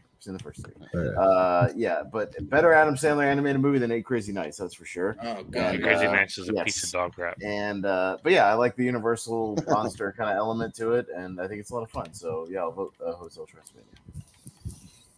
Yeah. Yeah, I'm the same way. Like, I actually love the first Ice Age, and I really like the second one, but they like kind of like the first one's like I get a 9 out of 10, really, really good, and then the next one drops in a little bit. Then they all go off a cliff, and they're just like terrible after that. But like if they would have had more like just like scrap the little like prehistoric squirrel, just running around. I think they made a series about him, didn't they? Something Yeah, like they that, did. but- They were very yeah, short so series. but Wow, it's only got a 4.3 on IMDb. The series, that's not good. yeah, Jeez. It's yeah. like So it was. I never It was saw one it, of but I those. like It was. that It, character. it was like that, like little, like Rex. You know, the dog Rex from Up. I think. Was his name. Oh, like yeah, huh? They did a series Oh, on I didn't him, like that. and it was one of those things where it's like 6 minutes an episode. It was like super short. Yeah, So it it's like, seems like they're trying to. Okay. They were trying to do sort of a thing that like Penguins did, like from Madagascar, but not as good. I mean, Yeah, right. I think that short series is more because I think the final episode was did end with them kind of saying goodbye or something. I think it was more like it was like Disney was like, we got rid of Blue Sky. This is the last thing that they ever did. We'll putting it on here, but yeah. Yeah. Which is sad because I believe in like I want to say like Taiwan or something like that. And look it up. They have a theme park that like opened up and like based everything on all these Blue Sky property. They have a Rio Land. They have like some Ice Age stuff. They have all this stuff, and then it went out of business. And now it's like yeah. So it's just Wow. kind of That weird. would have been but- cool. Yeah, I know, but and for Hotel Transylvania, like I remember that I went to go see it. I just knew it was an Adam Sandler movie with all of his friends and the usual people, but I didn't want to look who was playing who. I wanted to try to guess, so I had fun guessing who Andy Samberg was, Kevin James, Steve Buscemi, David Spade, like all those guys. So that was fun, and the movies are a lot of fun. So yeah, Hotel Transylvania. All right. JPO. I'm pretty sure I saw this Ice Age, which is not a great thing. I know there's like one or two I've skipped, but I've seen the majority of them. But yeah, no, this is definitely Hotel Transylvania, which is a pleasant surprise. It was the opposite of that. It was one that on paper I was like, I don't know. But then it actually just works pretty well here from the laughs. Just the not overabundance of heart, but like just the right amount. So Hotel Transylvania. Yeah. But the cool thing is though, that theme park, like you would have liked Austin because I think they have some kind of aliens ride there because it's based on some Fox properties too. I've It's seen kinda crazy. video of an aliens motion simulator ride. They have video Yeah. of it online. I think it's at that theme park I was talking about. Mhm. Yeah. Yeah. I've seen video of that. But- It's like a Fox theme Maybe park. or something. Yeah. But yeah, I have seen this Ice Age movie because my mom loves all the Ice Age movies. I don't even remember this one. Like it's that forgettable. And let's not forget, there's technically actually 6 Ice Age movies because if you include that Adventures of Buck Wild or something that came out, Oh yeah. it was like that like other more recent one that they did, and that was not good. But Buck Wild. That just sounds like a good name for a porno or something. But yeah, Hotel Transylvania. At least the first one, I Buck think the first naked. one's like really good. The rest of them are still quite fun, except for the fourth one. I was not a fan of the fourth one at all. But yeah, I'll say Hotel Transylvania. Yeah. Yeah. All right. All right. Hotel So Transylvania. Hotel Transylvania. Move on. 5-year engagement. Benjamin up against and Project X. Project X. Okay. Mm. All right, Malcolm. Yeah, Project X is one of the few movies that I haven't seen, or at least I think I might have seen it when it first came out, then just forgot about it. But from what I've heard, it's not good. So I'm going to go 5-year engagement. Yeah. Austin. Yeah, I've seen both of these. Yeah, Project X I saw in the theater. It was all right. It was around the time they were putting out a whole bunch of found footage stuff. It's okay. It's a little more fun at the end. But yeah, 5-year engagement's a little underrated little comedy, and we don't see Jason Segel a lot because he did How I Met Your Mother for the longest time. Wasn't doing a whole lot of movies after a while, and he's good in this one. With Emily Blunt, so yeah, I'll give a vote to 5-year engagement. It's a good little movie. Yeah, I believe no. he's got a new movie coming out soon, doesn't he? Yeah. Yeah, I think so. I can't remember what the Well, he movie is, just but I had know he's his Apple series debuted not too long ago. Yeah. Shrinking with I was Harrison gonna say Ford. Shrinking. Yeah. Yeah, with Harrison Ford. But yeah. So I'm a huge fan of the 5-year engagement. I think that it's really really interesting. Like I watched it with with one of my exes because we dated for 7 years before we finally got engaged. So it's not like we were engaged the whole time, but like we dated for quite a while, and then and yeah, this movie like has a lot of shades of that kind of. It's a little close to home, but yeah, and this movie also has a couple bigger names when they're just playing like the sidekick kind of best friend. You got Chris Pratt and Kevin Hart in there, so yeah, but and Project X, I think that's fun. Like it's just this party that gets crazier and crazier and crazier as the night goes on, to the point where they literally burn their whole house down, and like there's like helicopters like dropping things by the end, and like at the house and crazy stuff. So, but so like it's a fun like experience. I think like Project X, see it once. Like that's all you need to do. Just see it once, and you're good forever probably. But the 5-year engagement's great. So I'll vote 5-year engagement. Yeah, but on JPO. Now, very easy agreement here. Project X, I don't know. It's appealing towards that high school group, drunk man, parents are gone, and with the found footage, and so I don't know. I really wasn't attached to the characters. Yeah, and yeah, it was just fine. Nothing I would ever revisit. 5-year engagement, I dug here, man. I'm a big Jason Segel fan here. He knows how to really do the two. He's a great actor just all around, and this movie does have those moments as well. So I'm going to go 5-year engagement for sure. Yeah. Well, Wolfman, what do you say? Yeah, there's a reason why Project X tagline says the party you've only dreamed about, because I was dreaming during this movie because it was so boring it bored me to sleep. I did not like this movie at all. But the 5-year engagement is really fun, really sweet. And Austin, you mentioned Jason Segel being and stuff, and he's actually in a great show that came out this year that I'm catching up on Apple TV Plus called Shrinking with Harrison Ford. Yeah, so, I said that. Yeah, we said that already. I'm sorry. I was into it. But yeah, he's fantastic. We just kind of mentioned how he's been doing a lot of TV and hasn't done a lot of movies in a while. Yeah. You know what I mean? Like, although that being said, he did do 2 movies last year. He did Windfall, which was on Netflix, I think, and then the Apple TV Plus movie, The Year Is Everywhere, or something like that. And then he did a movie called Our Friend with Dakota Johnson and Casey Dude, Affleck he's so good in that. in 2019, I think. Yeah, that's a good flick. That was really good. Yeah, I love that movie. I think Malcolm just made up another movie though, but yeah, those are good ones. It was either The Year Is Everywhere or The Sky Is Everywhere, something around that. Nah, you're making stuff up, Malcolm. Stop it. All right, Chris. I thought Project was all right. I haven't seen the 5-year engagement, but you know what? I'll go with the 5-year engagement. Okay. Yeah, 5-year engagement. I could have sworn that the Jason Segel has a new movie coming soon, but I can't find anything about it online. So I don't know. Maybe he doesn't. There's your Marigold Hotel. Yeah, Marigold Hotel. Oh yeah, there it is.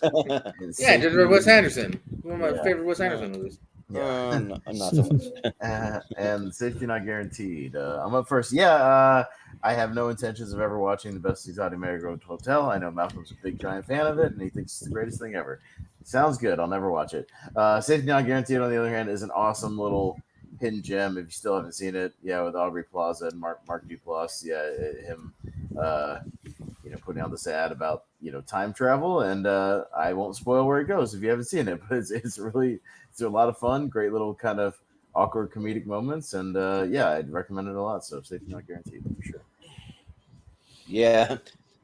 Well, like a funny, just quick little thing. I'll keep it short, but like earlier this year, my dad, he like comes up to me, he's like, "Do you see this TikTok? Somebody put out an ad for like some kind of dating thing, and it's like saying must bring your own weapons and all this stuff." And I'm like, "That's from Safety Not Guaranteed," and that came out like years ago.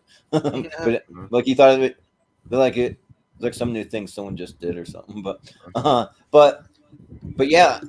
I'm a massive fan of 69 Guaranteed, probably mostly because of Aubrey Plaza. But Mark Duplass is great. Jake Johnson, Karen Sony from the Deadpool movies, he's great in it. It's a lot of fun. Like part of it's I want to investigate Mark Duplass' character to see if he's actually crazy, like if he has a time machine or like what's going on. And yeah, the best exotic marigold hotel, I guess that's John Madden is the director, I think. But and Football guy? yeah, not the football guy, but yeah, there's another John Madden, I guess. But yeah, it's not something I have any interest in whatsoever. So no, thank you. I'll watch Safety Guaranteed. So yeah, JPO. Yeah, I don't want to jump on the bandwagon here, but yeah, Best Exotic Marigold Hotels never screamed as something that I wanted to get to right away. Maybe, I think I will get to it when I am 60 to 70. Knock on wood, I live that long. So, I haven't gotten to it. I will also agree and definitely jump on the love for Safety Not Guaranteed, man. I really dug this movie here. I dug where it was going. I enjoy every performance in this. I love how it even ends. I'm going to go Safety Not Guaranteed. Yeah. Wolfman. Yeah, maybe the best exotic marigold hotel, but it ain't the best movie on this on this bracket because I think Mom was like watching it a little bit one time with my grandma because it's like their kind of movie, and I think I stepped in there for a little bit and I was like, no thank you. Just like left, I was just not into it. Yeah, it's like how many marigold hotels are there? You can call this movie. Is the best. You could wipe out the title of this movie and call it Book Club 2, and I think they'd be the exact same movie. Like honestly, it's really funny how like there's your dad films, which is like Air and 44 and stuff like that. Air. I'm not a dad.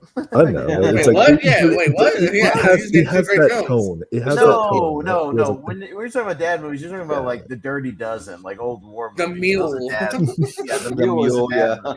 Yeah, these are like grandparent movies, though. This is what you're these are like grandparent movies. And then you have your mom movies and all that stuff. But every John Wayne movie. Yeah.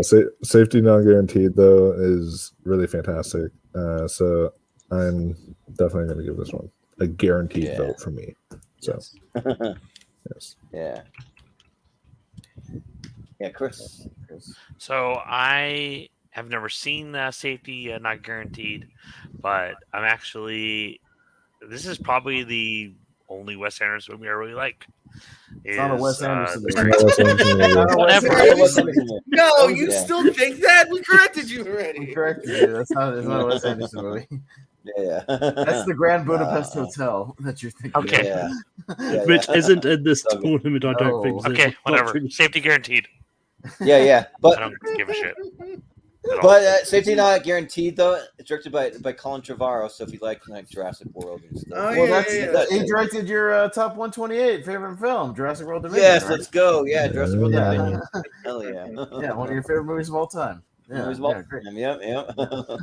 But this gives me like a good idea for our next Mother's and Father's Day topics. We're gonna do best mom movies. They're like ones that your mom watches, the old people movies, the best dad style movies. We gotta do that next year. Get some mothers on there. So here's what I'm gonna do. I'm gonna literally go ask my mom all those movies she watches on TCM, and I'm gonna get a list. Yeah, right. Yeah, all those like TCM rom-coms that she watches from like the 50s, and I'll get a list. On here, and then we'll all say, I don't know, I haven't seen that movie. Sounds good. You haven't seen that one? Yeah.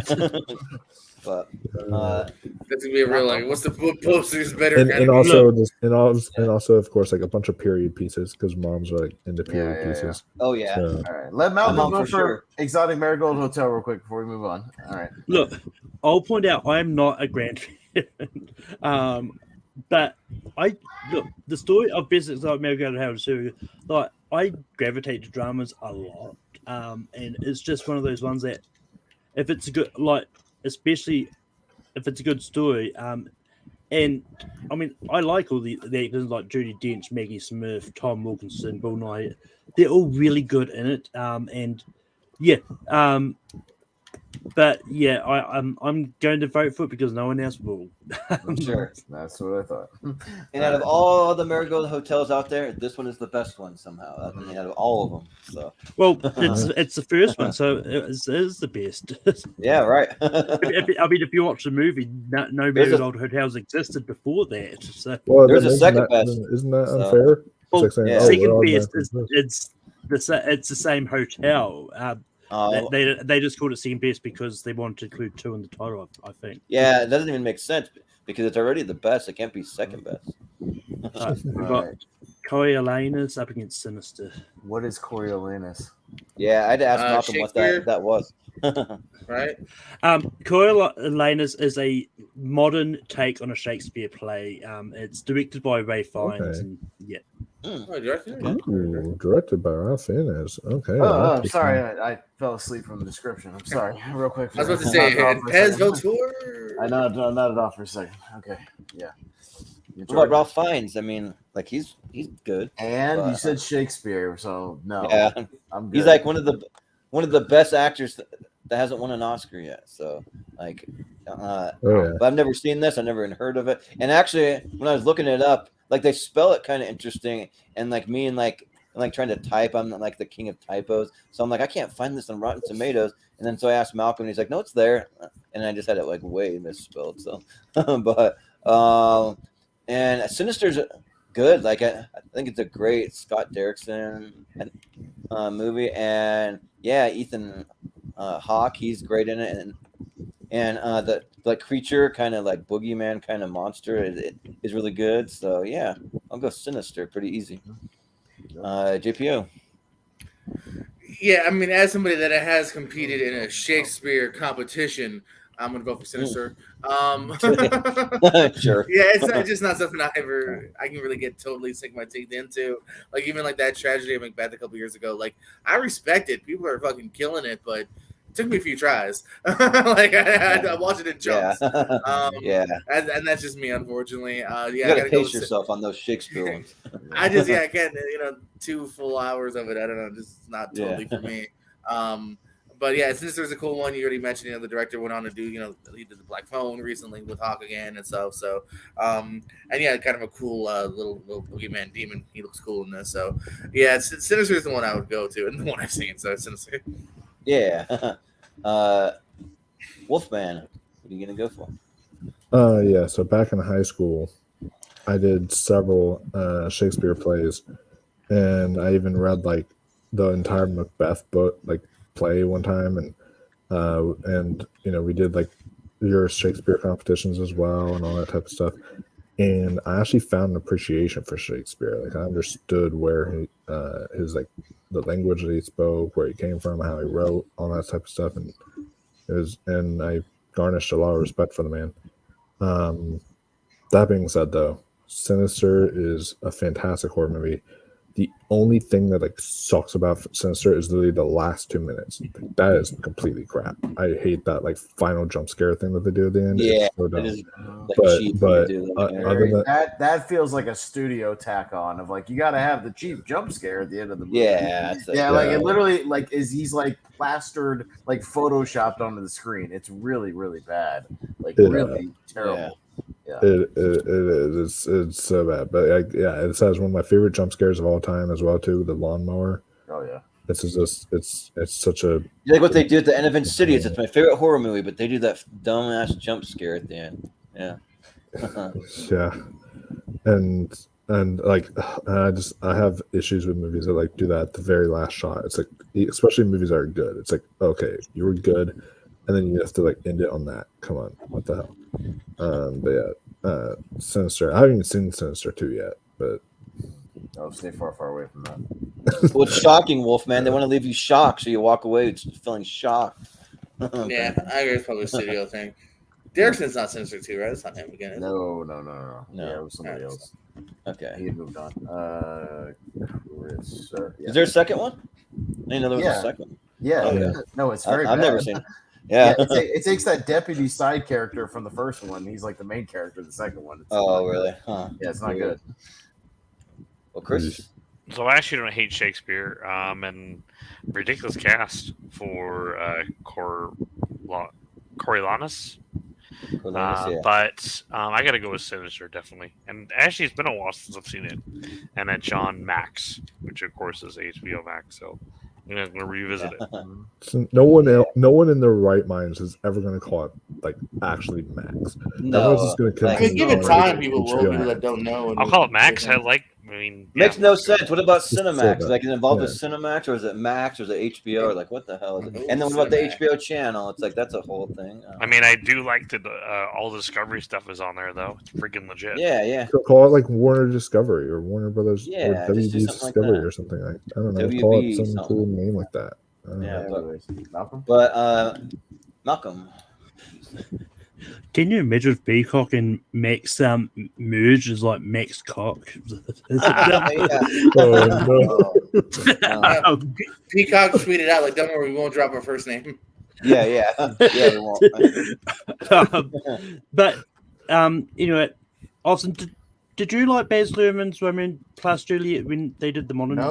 No, I don't No. like Baz Luhrmann either. No, except for No, Elvis. for some reason, I thought I you liked said you. it. No. For some reason, I thought you said you did. Anyway, but yeah, Yep. look, correlators. It's I do like Shakespeare a lot.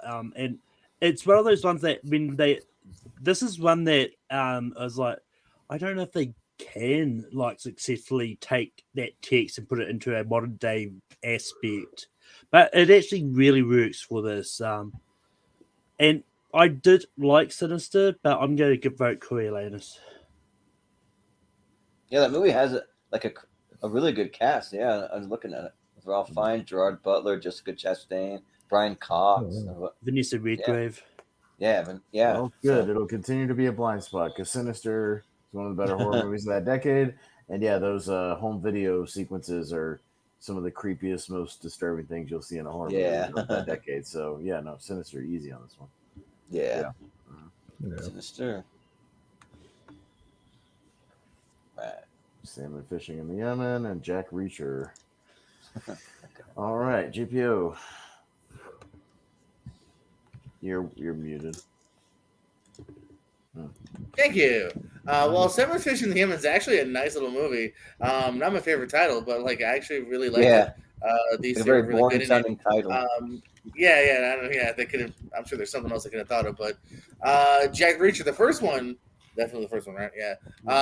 It's actually a pretty good action flick, man. I enjoyed the sequences in here, the kind of mystique of the Cruise character. Yeah, so it's kind of depending on what you're in the mood for, but I'll go Jack Reacher. Yeah. Wolfman, what do you say? So I'm actually not big. I like the series on Amazon Prime, but I'm not actually a big fan of the Jack Reacher movies. I think they made like 2 of them. Yeah, the second one falls off way for some reason. Yeah, and I mean the first one's just kind of okay. It's not like anything that special.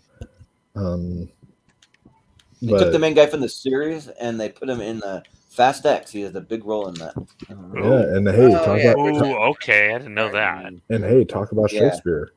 We actually have Shakespeare in theaters because Vin Diesel said he was inspired by Shakespeare for this new Fast X. Yeah, I saw a lot of Shakespeare influence when he was driving down the Hoover Dam I've or not seen whatever, vertically. There was a lot of Shakespeare. When they do muffins and make them high, I was like, oh, Shakespeare.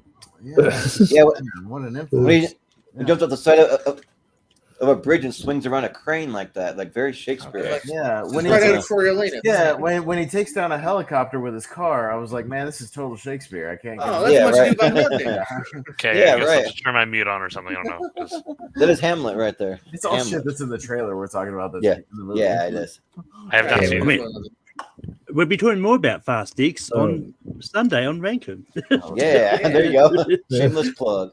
But no, I'm gonna go Salmon Fish in the Yemen here. I think it's kind of a charming movie. So, Yeah. I'm Chris. I actually have fun with the Jack Reacher movies. Are they really close to the books now? The series on Amazon's way better, and they're closer to the books. But Well, he's supposed to be like a tall, imposing dude in the books. Oh, and they yes, cast yes. Tom Cruise, who's And like they cast, 4'9". yeah, right. yeah, he's not close to him. And he got the car right too in the show too. So I got to go with Jack Reacher. Though I still have fun with those movies.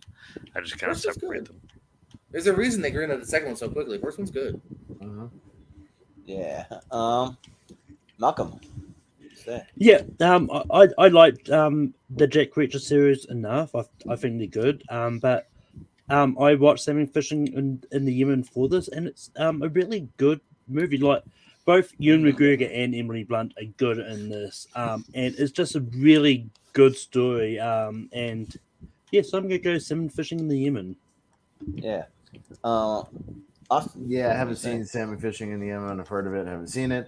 Yeah, the Jack Reacher movie, when you set aside that Tom Cruise is 100% miscast from the book. The guy they got now, Alan Ritchson, is way, way, way closer to the book. Just a 6'5" brick shit house of a fucking tank human being, which is exactly how he's described in the book. Just a giant tank of a man.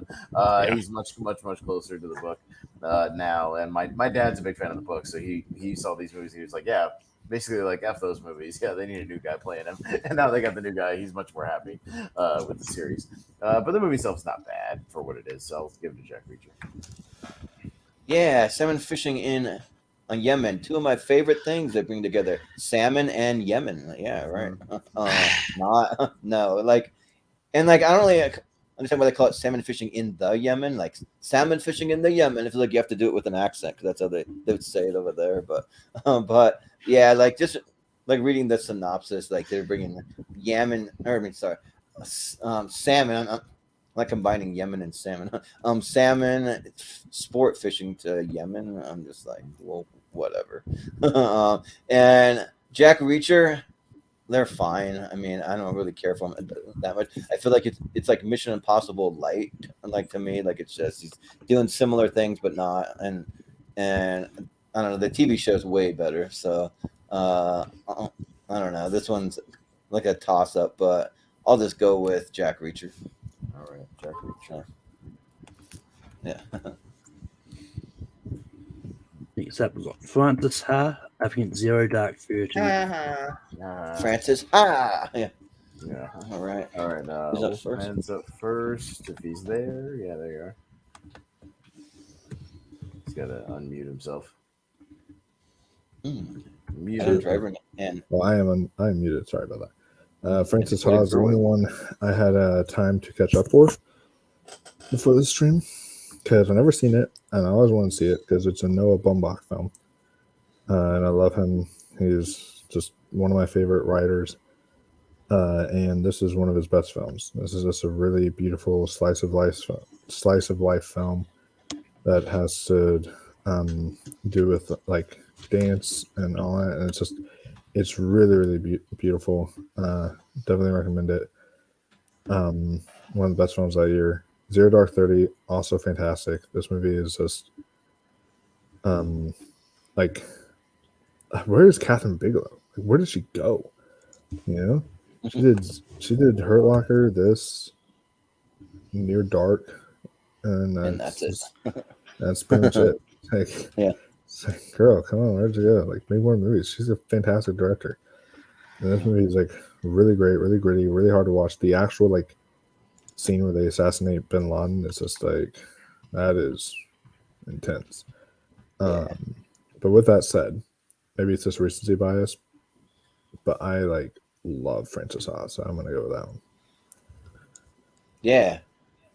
Well, Chris, because I'm not crazy about Zero Dark 30, I'm gonna go with Francis Ha. Actually. All right. Malcolm. Yeah, I mean, Catherine Bigelow's last movie she made was Detroit. In 2017. Right. But yeah, Francis definitely a movie Austin and Jordan I'm not gonna like. But yeah, I do quite like Francis Ha. But Zero Dark 30 I watched for the first time for this because it's one I've been meaning to watch for the longest time, but just never got around to it. It's a really good movie, and once again, you've got Jessica Chastain and Chris Pratt who've popped up in other movies already in this matchup. So I'm going to go to Zero Dark 30. Yeah, Austin. Yeah, I avoided Francis Ha because I saw that it's about a New York dance company. Sounds great. I'll skip it immediately. Yeah, Zero Dark 30. I haven't seen it since the theaters. I'll probably do it for a rewatch, but I remember liking it enough, so I'll go Zero Dark 30. Yeah. I'm probably never gonna get around to Francis Ha. Maybe like usually, like when people say it's a slice of life movie, then like you better have really good writing to keep me engaged. Then if you're just like doing something And it's the writer of Marriage Story. Yeah. He is. Yeah. Yeah. Well, yeah, I mean, but Marriage Story is about something, the but- only movie from Noah Baumbach that I like. So Yeah. there's also that. Yeah. But, okay. Same, but yeah, but Zero Dark 30, like it has a really stacked cast that just goes really deep if you look at it. I mean, yeah, I won't go through them all. You can look it up, but yeah, and I think it's really cool to see like a movie of how they got Bin Laden. It's like, Well, or did they? Yeah, I mean, Spoilers. yeah, but I'm just talking about more about the real life. Yeah, I know. Those are stories of history and threw them in the bottom of the ocean. Sure, you did. Okay. Yeah. Well, I don't know. I mean, I feel like they did, but I guess I'm open to whatever. But that fucker died of kidney failure in like 2006. Get out of here. Yeah, maybe he was already dead. Yeah, I don't know. He's like, like I saw this shirt that said "World Hide and Seek Champion" of Osama bin Laden. Mm-hmm. He like was hiding in caves and all that. So, but yeah, I'm gonna go with Zero Dark 30. Yeah. GPO. Yeah, Zero Dark 30. I actually might get around to seeing Fred Cell sooner or later, because I don't mind Baumbach too much. There's a couple of his I really like, so, but I haven't yet. So Zero Dark 30. Yeah. And who knows, Austin? It may not be the only Marriage Story. May not be the only Baumbach film you like, because Barbie is coming out, and that's actually written by Noah Baumbach. I know. So, we'll yeah, see. It's only because I'm curious because I just still don't know what that movie is, and nobody does. Nobody knows. What It's really interesting because Frances Ha stars Greta Gerwig, and then now she's going to direct it. So yeah. All right, so we got The Impossible and Short Term 12. The Impossible, the early Tom Holland movie, right? That's a good matchup. Yes. Yeah. So Chris, go first. I haven't seen either one of these. you would love both of these, honestly, guys. I think you would. Really? Yeah. Especially Yeah, Short Term 12. I think so. Especially Short Term 12. I think you would love. I think you like The Impossible more. I don't know. It could be awesome. Wow, so it's on Tubi. Okay. Sorry, I'm looking these movies out. So I guess I'll go with Short Term 12 based on your recommendation, Wolfman. You said me my Yeah. It deals a lot with like troubled teens and like mental disorders and things like that. I mean, but even some of the other characters outside of the teens. Jeez, what are you trying to say? Thanks. No, I'm not saying anything about you. I'm just saying that's just you what need to it's about. relate to this movie, man. You should watch it immediately. Jeez. Right now you have troubles. God. Clearly you're a little all you special. guys just pounding on Chris tonight. What's going on? All this hate. Needs more love, people. Come on now. Well, he thought the best exotic Marigold Hotel was Wes Anderson. That's clearly some mental. No, right? you thought that That's not twice. what the fucking movie is. Sorry. No, I'm just kidding. No. We'll leave it the fuck alone, please. Yeah, no, it's all good. But Malcolm, yeah, this is actually really tough for me because this is the matchup of this is the matchup of my number one movie of the movies that in both of these brackets and my number three, so they're just really close. But they're both really good. So just because I like them both, I am going to give the slight edge to the 2012 movie, The Impossible, because I think that doesn't get a lot of love. And yeah, I think Short Term 12 has gotten a lot of love. So The Impossible. yeah. Well, Austin, Still haven't seen Short Term 12. The Impossible, on the other hand, has an excellent tsunami disaster scene above anything else. Great stuff. And director of Jurassic World, Fallen Kingdom, J.A. Bayona. So I'll give it to Fallen Kingdom. Ooh, that's not Fallen Kingdom. Yeah, it's better than Dominion, and I've rewatched them both. And Fallen Kingdom's a better movie. I can definitely say that now. Jurassic Park in a mansion. That first hour is better than anything in Dominion. I like that movie. Yeah, I like both of the movies though. So, yeah. But yeah, so I remember when the Thailand the tsunami actually hit, because back in the day, I remember that I met this girl online and she was from California, and I actually flew her out to like come stay with my family for a while, and that doesn't really happen nowadays. People are really creeped out and like a lot more weary of that kind of stuff. But like back in the day, I guess it was a thing that could happen more often, maybe because yeah. I remember we woke up and we saw the headline, and then my mom saved the newspaper. I think she still has it from that tsunami. But and short term 12s really really good. Like it's like it just blew me away how good it was. So this one's tough, but I think I gotta go short term 12. That movie's just like so good. So yeah, short term 12. JPO. It's a tough one because short term 12 was something I came very recent to, and based on recommendations too. It was one of those where it just kept being talked about either on here or on other podcasts. And yeah, it's great, man. It's fantastic. I absolutely love Larson. If you have any doubt about Brie Larson, watch this movie. John Gallagher is great too. So yeah, I really really liked it. But The Impossible is great too. Great disaster flick, but also has a lot of emotion too. Hoping this family finds each other because they're all kind of disparted, and you're really rooting for it, man. Like your heart's in it. So I'm gonna go with the movie that I think it's talked about a little bit less recently. I'm saying The Impossible. Yeah. Wolfman. Why couldn't short term 12 go up against like Total Recall or some shit? Come on now. Like this is what I was afraid of because I love The Impossible. I saw this in theaters, and this is like the tsunami scene when it happened in a theater. I remember like being utterly horrified. Like it was just terrifying in a theater. And then short term 12, in my opinion, is the single best movie of 2013. This film was just fantastic. Like it was emotional, it was funny. I was able to relate to it quite a bit. And yeah, Brie Larson is incredible in it. Rami Malek is great. Everyone in it is just fantastic. It's definitely a tough matchup, but I will share some love to short term 12 because it's like The Impossible is going through. So, Well, no, Yeah. it's a tie, and it goes to me. Sorry, short term 12. You had a good run. Yeah, but, see, no, Impossible no, goes to Okay. Yeah. Also, I just looked it up. Like, Naomi Watts was the only one that got an Oscar nomination for The Impossible. It should have gotten more Oscar nominations. yeah. Young Spider-Man in it too, y'all. Young Spider-Man. What the? What?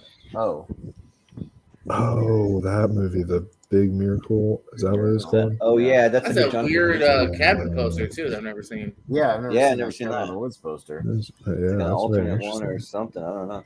That might be fan made, but it's sweet. Yeah, I dug it. Who's All right. first? Very- All right, so Very okay, Kevin in the spoilery. Woods and Big Miracle. Malcolm is up first this time. Yeah. For those that don't know, Big Miracle is a very has got I think it's John Krasinski and Drew Barrymore. They're the main leads anyway, but it also does have Dermot Mulroney in there as well. But it's a very inspiring tale of this bunch of reporters who are working together to try and save these rails that are trapped under the ice, and the ice is freezing over fast. Then they can sort of get them out, and it's just this. I think I want to say it's based on a true story. I'm not 100% sure on that. But unfortunately, it has to go up against Cabin in the Woods. I just love Cabin in the Woods a little bit more, so I'm going to go Cabin in the Woods. Mm-hmm. Yeah, Austin. What do you say? It's about damn time Cabin in the Woods won a fucking tournament. If it's gonna win one, 2012 is the time. Let's make it happen. Jesus Christ! I can't believe this movie hasn't won a tournament yet. Let's do this. Let's get it in that big giant 128 tournament. Come on, Big Miracle has whales, but you know what Cabin in the Wood has? A merman that eats people. Cabin in the Woods. A merman. Yeah. I've never seen Big Miracle, but I've heard really good things though. Like it's actually when I was doing my pre-ranking thing of like averaging out the Rotten Tomatoes score, like it's one of the higher ranked ones. I've heard really awesome things about it, so I want to get around to it. And it's another Dermot Mulroney movie that's on here, so he's in it. So yeah, Cabin in the Woods is just awesome. Like and yeah, it's just like one of the like most creative horror movies that I've ever seen. I mean, and like when you first start watching it, like I'm thinking, man, this is kind of cookie cutter, but then it just really goes like balls to the walls with everything it does. So yeah, I gotta go Cabin in the Woods. So JPO. Yeah, no, easy pick here, man. Drew Goddard, Joss Whedon script. It freaking is awesome, man. It starts off with just two dudes talking. There's some really fun meta humor here, and it has a bonkers, crazy ending too, man. It really works here. Shout out to a stoner friend, Kranz, in the middle there. Like, yeah, Kevin Woods gets my vote for sure. Mm-hmm. Yeah, the characters that they pick to survive are like really interesting, but actually fun choices, I think. Mm-hmm. So yeah. No, like it keeps making different, interesting choices. Yeah, I like it. Mm-hmm. Yeah, but Wolfman, what do you think? Austin, you know what else has never won a tournament? Big Miracle. Big Miracle. You know what is not going to win a tournament? Big Miracle. Big Miracle. It's not, so it unless is we really do, good, though. you know, Like, whale whatever. movies, and we have all three Free Willies and Big Miracle, and you know whatever else. Ooh, Free Willy. Well, I mean, you could expand it to maybe whale and dolphin movies, but you got the dolphin tail movies as well. So, well, I mean, we could just do animal ones where they're nice animals, friendly animals. I'm busy during that episode. Yeah, right. Yeah. Okay. He'll be at SeaWorld during that episode. Yep. It'll definitely win. That was fun. It'll win the animal stuck Brenda under Free the ice Shamu. tournament. I used to have a nice light blue Shamu shirt. Yeah. But no, I watched Big Miracle like back when DVD Netflix was a thing, and I was. It still is. Still is, but no one Subscribe uses it today. anymore. Till September. Yeah. No, you can still subscribe till September. That's what it says. yeah. September, yeah. Interesting. But Girlfriend Big Miracle. yeah, I watched that like a long time ago, so I don't even really remember it, but I remember enjoying it. But yeah, Cabin in the Woods, I own the 4K. This movie is fantastic. Ooh, I need a 4K. I watch it like Yep. I watch it like every couple of years. This film is just amazing. What's funny is at first, the very first time I watched Cabin in the Woods, I didn't like it at all because I didn't understand like what it was supposed to be like, and then once like what it was going for, and then whenever I rewatched it, I was like, okay, and I got it and it clicked in my head, fell in love with it, and so yeah, it's a fantastic movie. And I would love it to win a tournament. Yeah. Cabin in the Woods, sure. Yeah, Bradley Whitford and Richard Jenkins too are also like a lot of fun in it too. So. Love those two. Yeah. But Chris. So I think I probably had the same take. I don't know. I thought Cabin in the Woods was a little out there, but then I rewatched it like a second time and I loved it. And now I gotta buy it on 4K. Wolfman, now you cost me a lot of money because I feel like you usually suggest dope movies that I don't know on 4K, then I have to own them. You mean this 4K? Yeah, that 4K? Yeah. Yes. And then I said Big Miracle. One of the movies that I'm excited for that I got from Scream Factory is a 4K of used cars. Freaking love that movie. Yeah. Nice. But yeah, very quickly, I am surprised that Big Miracle was as good as it was because the director was directed by Ken Kroppis, who also did Follow That Bird, Dunstan Checks In, Beautician and the Beast, License to Read. So high quality movies. Hell of a filmography there for the 90s. Yeah, as I said, Big Miracle was really good, which is why when I looked up at one of the movies he did, I was surprised. Like, wait, the person who did Dunstan Checks In actually did a good movie.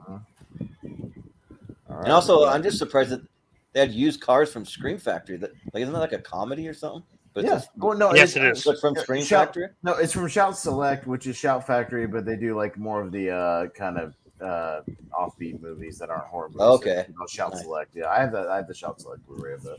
Yeah, that's cool. All right, so we got Lawless and Here Comes the Boom. Me first. So I'll say off the bat, I don't hate Here Comes the Boom. I think it's a decent little movie. It's not bad, and some of the MMA scenes are actually done pretty well. It's not Warrior, but you know, it's not bad. It's not bad. It's no Warrior. It's still good. This one actually had the UFC sponsorship, so that was interesting. But Lawless is a really really cool kind of gritty movie. Tom Hardy's a badass. He's awesome in that movie. So I'll go Lawless. Yeah, so I tried to watch Lawless for this. I got about 40 minutes through before like I was like really into crunch time and I had to finish everything. I'm like, no more movies. I gotta get the stream set up. But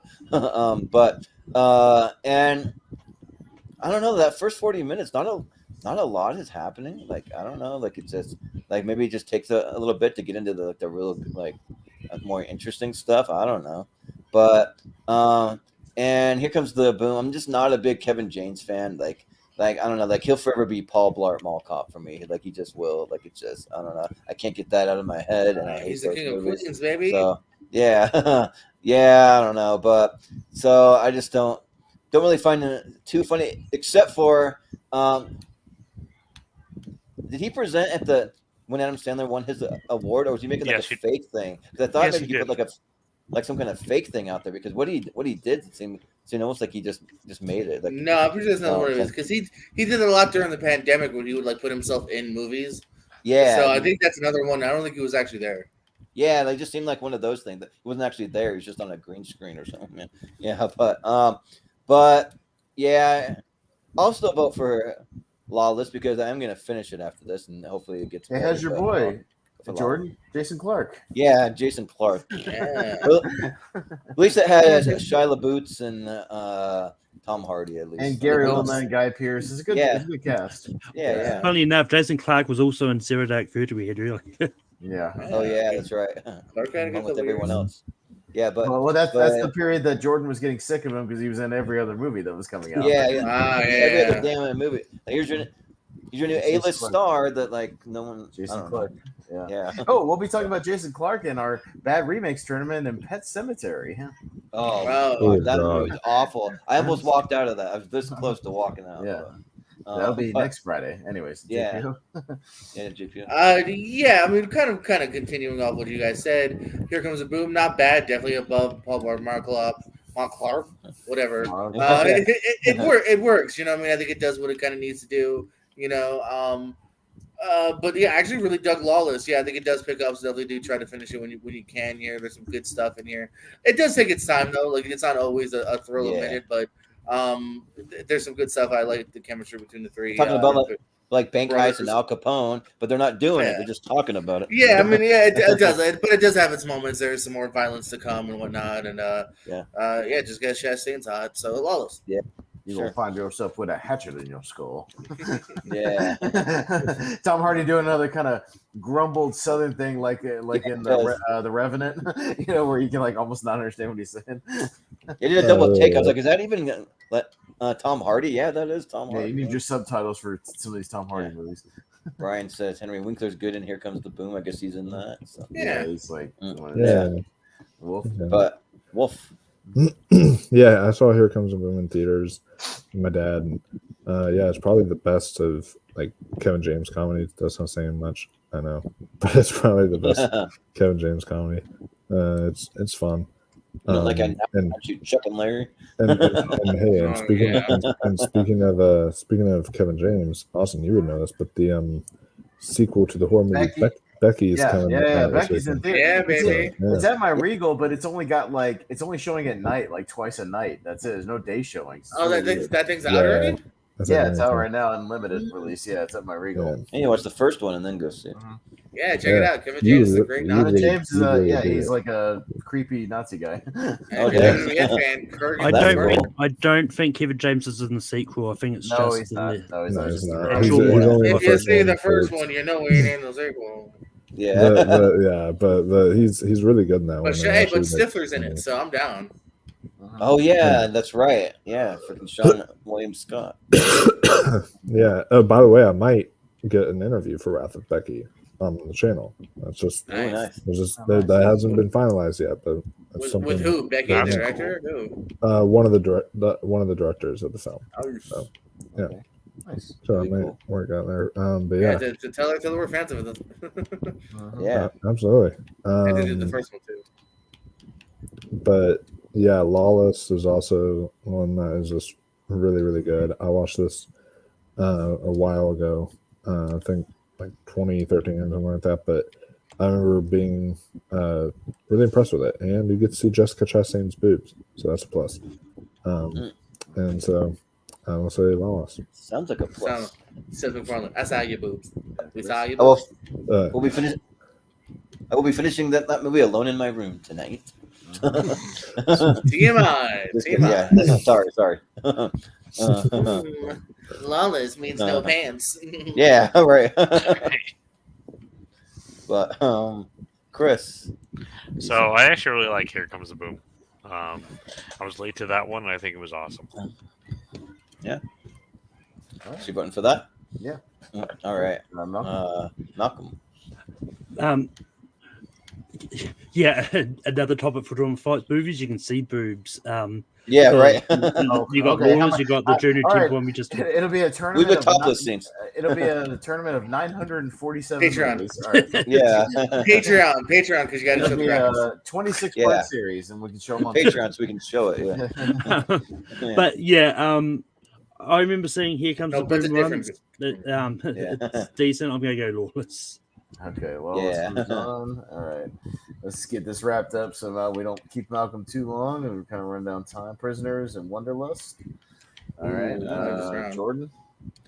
Yeah, I still haven't gotten around to seeing Wanderlust, however you say it. Yeah, but I really want to though. I mean, it seems like a pretty good pairing with Jennifer Aniston and Paul Rudd. I mean, it's hard to go wrong with those two, but yeah, Prisoners is just an all timer for me. Like I love the hell out of this movie.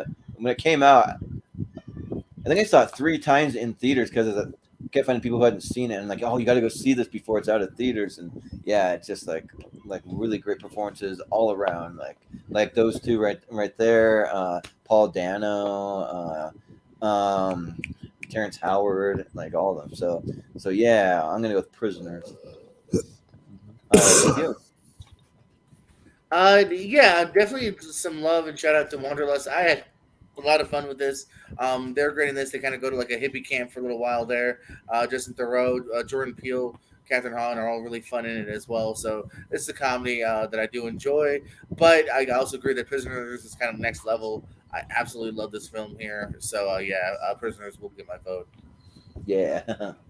Wolfman, what do you say? Yeah, I've never seen Wanderlust, but the reason I didn't watch it is because the trailers I thought were atrocious. I thought the trailers were awful. I never even watched them because I thought I watched it because I thought it was just the marketing was so bad. But Prisoners, like Short Term 12 is probably like maybe like I don't know. It goes back and forth between this and that for like the best movie of 2013 because this is just such a phenomenal film. This film is just I'm just always on the edge of my seat when I watch this, and it's just one of Denis Villeneuve's best. Roger Deakins, the GOAT, did amazing cinematography there. And it's just it is a fantastic movie. The fact that none of them were Oscar nominated though is like a complete travesty. I'm like, right? Yeah, I can't get over that. Yeah, there's at least 3 cast members that could have been Oscar nominated, probably. So, yeah. But Chris, Prisoners is a great movie. I'll go with that one. Yeah. Malcolm. I do like Prisoners. I think it's good, but I actually really enjoyed Wanderlust. It's got a cameo from Ray Liotta as himself in there as well. Nice. But yeah, I'm gonna give Wanderlust some love, but I believe Prisoners didn't come through. Yeah. Austin. Yeah, I haven't seen Wanderlust, so I'll vote for Prisoners. Y'all sleep with Wanderlust. Cool. I mean, I don't know. There was like a bunch of random Paul Rudd comedies around that time. I got lost a few of the shuffle. So they're all usually pretty good though. Yeah, they are. Paranorman and the Dictator. Let's see here. I'm gonna sway towards Paranorman here. Dictator has some laughs, but I think Paranorman overall is better than what's going for. Yeah. Wolfman. I still remember that, like, whenever we did one tournament, I think it was like our zombies tournament or something like that. Yeah. I still remember Austin being so like pissed at that Paranorman got like so far. to What? like, Yeah. like I What? remember. No, you were Big? mad. Yeah, you were mad that like because it beat something big. Like I remember, I forget what it I was. was gonna say I shouldn't have been that upset because I like Paranorman, but Maybe I I'm thought sorry. that was I mean, unless it beat out like the original Dawn of the Dead or some shit, which it might have. Yeah. yeah, Yeah. I think it was something big like that. But Probably because that movie never makes it that far. Yeah, which is a Yeah. fucking crime. Yeah. Yeah. but yeah, I watched the Great or not the Great Dictator, totally different movie. That's a Yeah. Totally different Yeah. movie. I watched Sorry, the Sacha Baron Dictator Cohen. one time, and yeah, that was I don't know. I just wasn't really a big fan of that one. But I enjoy Paranorman, so I'll say Paranorman. Yeah. Chris. I'm not really a fan of the Dictator, so I'm gonna go with Paranorman. It's a good movie. Yeah. Sounds good. Malcolm. Yeah, I vaguely have memories of watching Dictator when it first came out. I don't remember any laughs in it. I watched Paranorman specifically for this. It's actually pretty good, so I'm going to go Paranorman. Man, a Sacha Baron Cohen movie without any laughs. That's tough. But Austin. Yeah, I remember the Dictator, like the trailer being pretty good, and then like he did like the media tour where he stayed in character, like he kind of does for a lot of those movies, where he did the talk shows as the Dictator. Seemed to be more funny, like him. That was a little more funny than the actual movie. The movie had like a weird plot and stuff, and it should have just been more guerrilla style, like his other movies. It just wasn't. So, but yeah, I like Paranorman a lot. It's got some good throwback stuff. So I'll say Paranorman. Yeah, like I have not seen The Dictator, but I want to see it just for like some of the cast you have, like doing comedy. John C. Reilly, Bobby Lee's in it. Jason Mantzoukas, like some of those guys. All pretty brief though. Yeah, Jason Mantzoukas is the biggest of those because he's like his assistant guy or whatever, like that's with him. But everybody else is kind of like just quick cameos for the most part. Yeah, Riley's like one scene, just quick. Yeah. But yeah, Paranorman's great, and it has one of the best scores for an animated movie. It's John Bryan, and yeah, it's really, really good. If you haven't checked out the score, I'd recommend it. But yeah, and it's a good time. So yeah, I'll vote for Paranorman. All right, Paranorman. Yeah. I think we can all agree The Great Dictator is a better movie than The Dictator. Yeah. Oh yeah. Gotta vote for Dictator. Never seen that. Charlie Chaplin. All right, Iceman. And Anna Karenina. No. All right. Wolfman. So I've never seen the Iceman, but I like the Iceman from the comic books, and I like, Iceman. I like Iceman from Top Gun, but never seen this Iceman. I have watched Anna Karenina because my mom wanted to watch it, and honestly, it's not a bad period piece, to be honest. Like this one's actually not bad. So you know what? Because I've seen it and I actually think it's decent, I'll say Anna Karenina. Well, one of these days we'll do a best period piece episode, and you can host it, Wolf, and me and Austin. I might be sick that day. Yeah, right. He's purposely going to a deli and throwing a sandwich. I'm gonna purposely go and eat. I don't even like sushi. I'll go get gas station sushi and fucking eat a shitload of it. And, and get sick for it. Yeah. He won't even watch the stream. He'll just decide to Nope. I'll be asleep. You can be on it. You can have Malcolm on. I'm sure he'd like. You can have everybody. Y'all can talk period pieces to your heart's desire for 8 hours. I don't give a shit. Right. Yeah, for as long as you want. You can champion Barry Lyndon all day. I had some of that sushi. I'm busy. Yeah. I'm busy tonight. Sorry. Shoot. Brett, I had that appointment. Shit. Hey, I actually have some friends who would join in a period piece one. Yeah, I mean. If you want to do it, you have fun. I'll be asleep. Yeah. Chris. So I haven't seen the Iceman, but actually kind of sounds good, even though it's based on a real person. Mm-hmm. But yeah, I'll go with Iceman, and Michael Shannon playing a bad guy is incredible. So. Yeah, I'll talk a little bit about it. I've seen it. I'll talk a little bit about it. Malcolm. Yeah, Malcolm. Yeah, the Iceman is one that I wanted to get to if I had time. I just didn't have the time, unfortunately, because the cast sounds incredible actually. Because it's about Michael Shannon is the lead in this. Then you've also got Winona Ryder, Chris Evans, Ray Liotta, James Franco, and David Schwimmer. Chris Evans actually plays Mr. Freeze. Well, Mr. Freezy, I think, is what he's known as in this, but interesting. Not from the comics. Okay. But yeah, I like Anna Karenina enough. Okay, but just because I really want to see it, and if it gets into the championship, then I'll have a chance to see it. I'll vote the Iceman. Yeah. Well, Austin. No, I can vote for the Iceman because I've seen the Iceman because it popped up on, I think that was another one on Peacock or something like that. I was just browsing around and I had actually seen the documentary or a documentary about the actual guy. He was like this mob hitman who killed like, I think like 200 people or something. Like he was an actual hitman guy. And he was just, they called him the Iceman because he just had a frozen look on his face. Like he just never showed any emotion. Like even afterwards, like he just didn't give a shit. Like he was the coldest dude. So Michael Shannon playing him is perfect casting. He portrays him perfectly in this movie. Yeah, it's a great cast and a really, really creepy, kind of disturbing movie. So yeah, I'll definitely vote for the Iceman.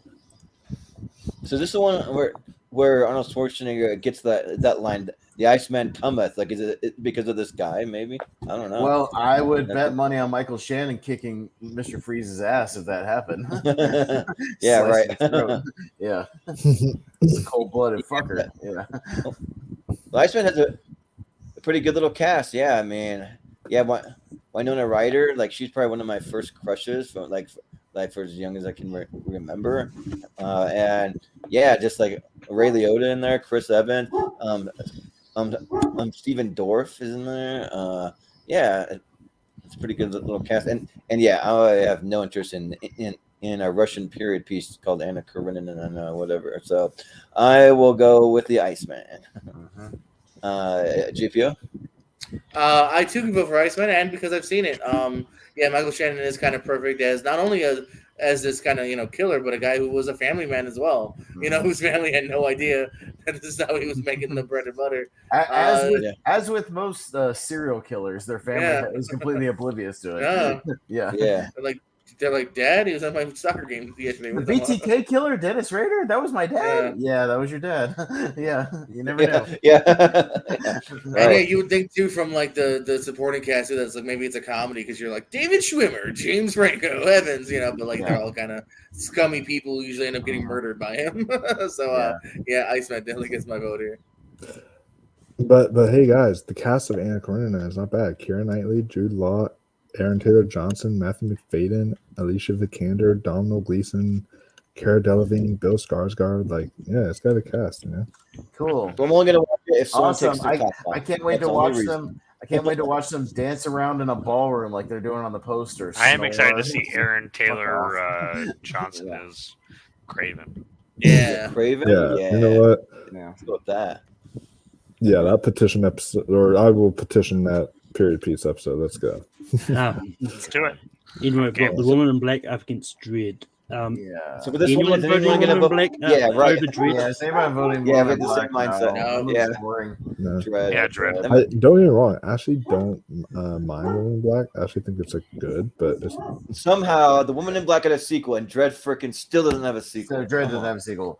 Yeah. Oh yeah, it did, didn't it? But I mean, yeah. But I think that's the case. But I think the Woman in Black sequel, I think, was straight to DVD, if I remember rightly, though. Yeah, I think so. Yeah, Killing Them Softly, I think it's Taken 2. Taken got a sequel. Fuck. Yeah, Taken got one. It's a terrible sequel. Anyways, Killing Them Softly and Taken 2. Well, to be fair, the first Taken's good, but the sequel sucks. The sequel sucks. Chris is up first. Taken 2. Absolutely, I love those movies. Oh. Yeah, Malcolm.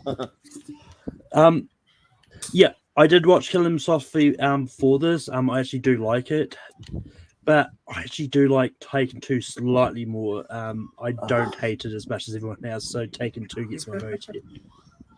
It's another Ray Liotta movie. Rest in peace. Apparently, Wolfman lived after my opinion on Taken 2. Yeah, yeah. Right.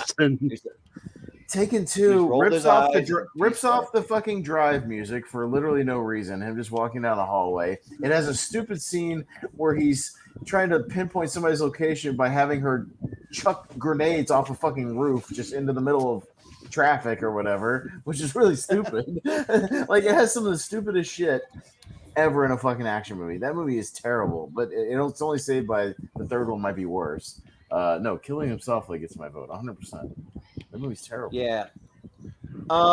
Yeah, I think Taken 2 is okay. It's not that great, but I've never seen Killing Them Softly, but what sells me on the movie is Brad Pitt, James Gandolfini, Ray Liotta, Ben Mendelsohn, like that cast. Richard Jenkins. The Richard Jenkins, all of them. So yeah, I'll probably see that if you put these two in front of me. I'm watching Killing Them Softly. So JPO. And that would be the right choice. Yeah, Killing Them Softly gets my vote. It's not something that got me to the next level that I would rewatch a lot of, but it's definitely a more solid movie than any of the Taken sequels. Yeah, we'll see if Wolf actually comes back, because he kind of has a tendency to not charge things like his phone and his laptop, and then he just leaves and never comes back the whole episode. So we'll see. It's 3-2 for Killing Him Softly, even if he voted for the other one for some reason. Oh, is he back? He just came back, yeah. Okay, he's back. Nice. Swap him with JPO.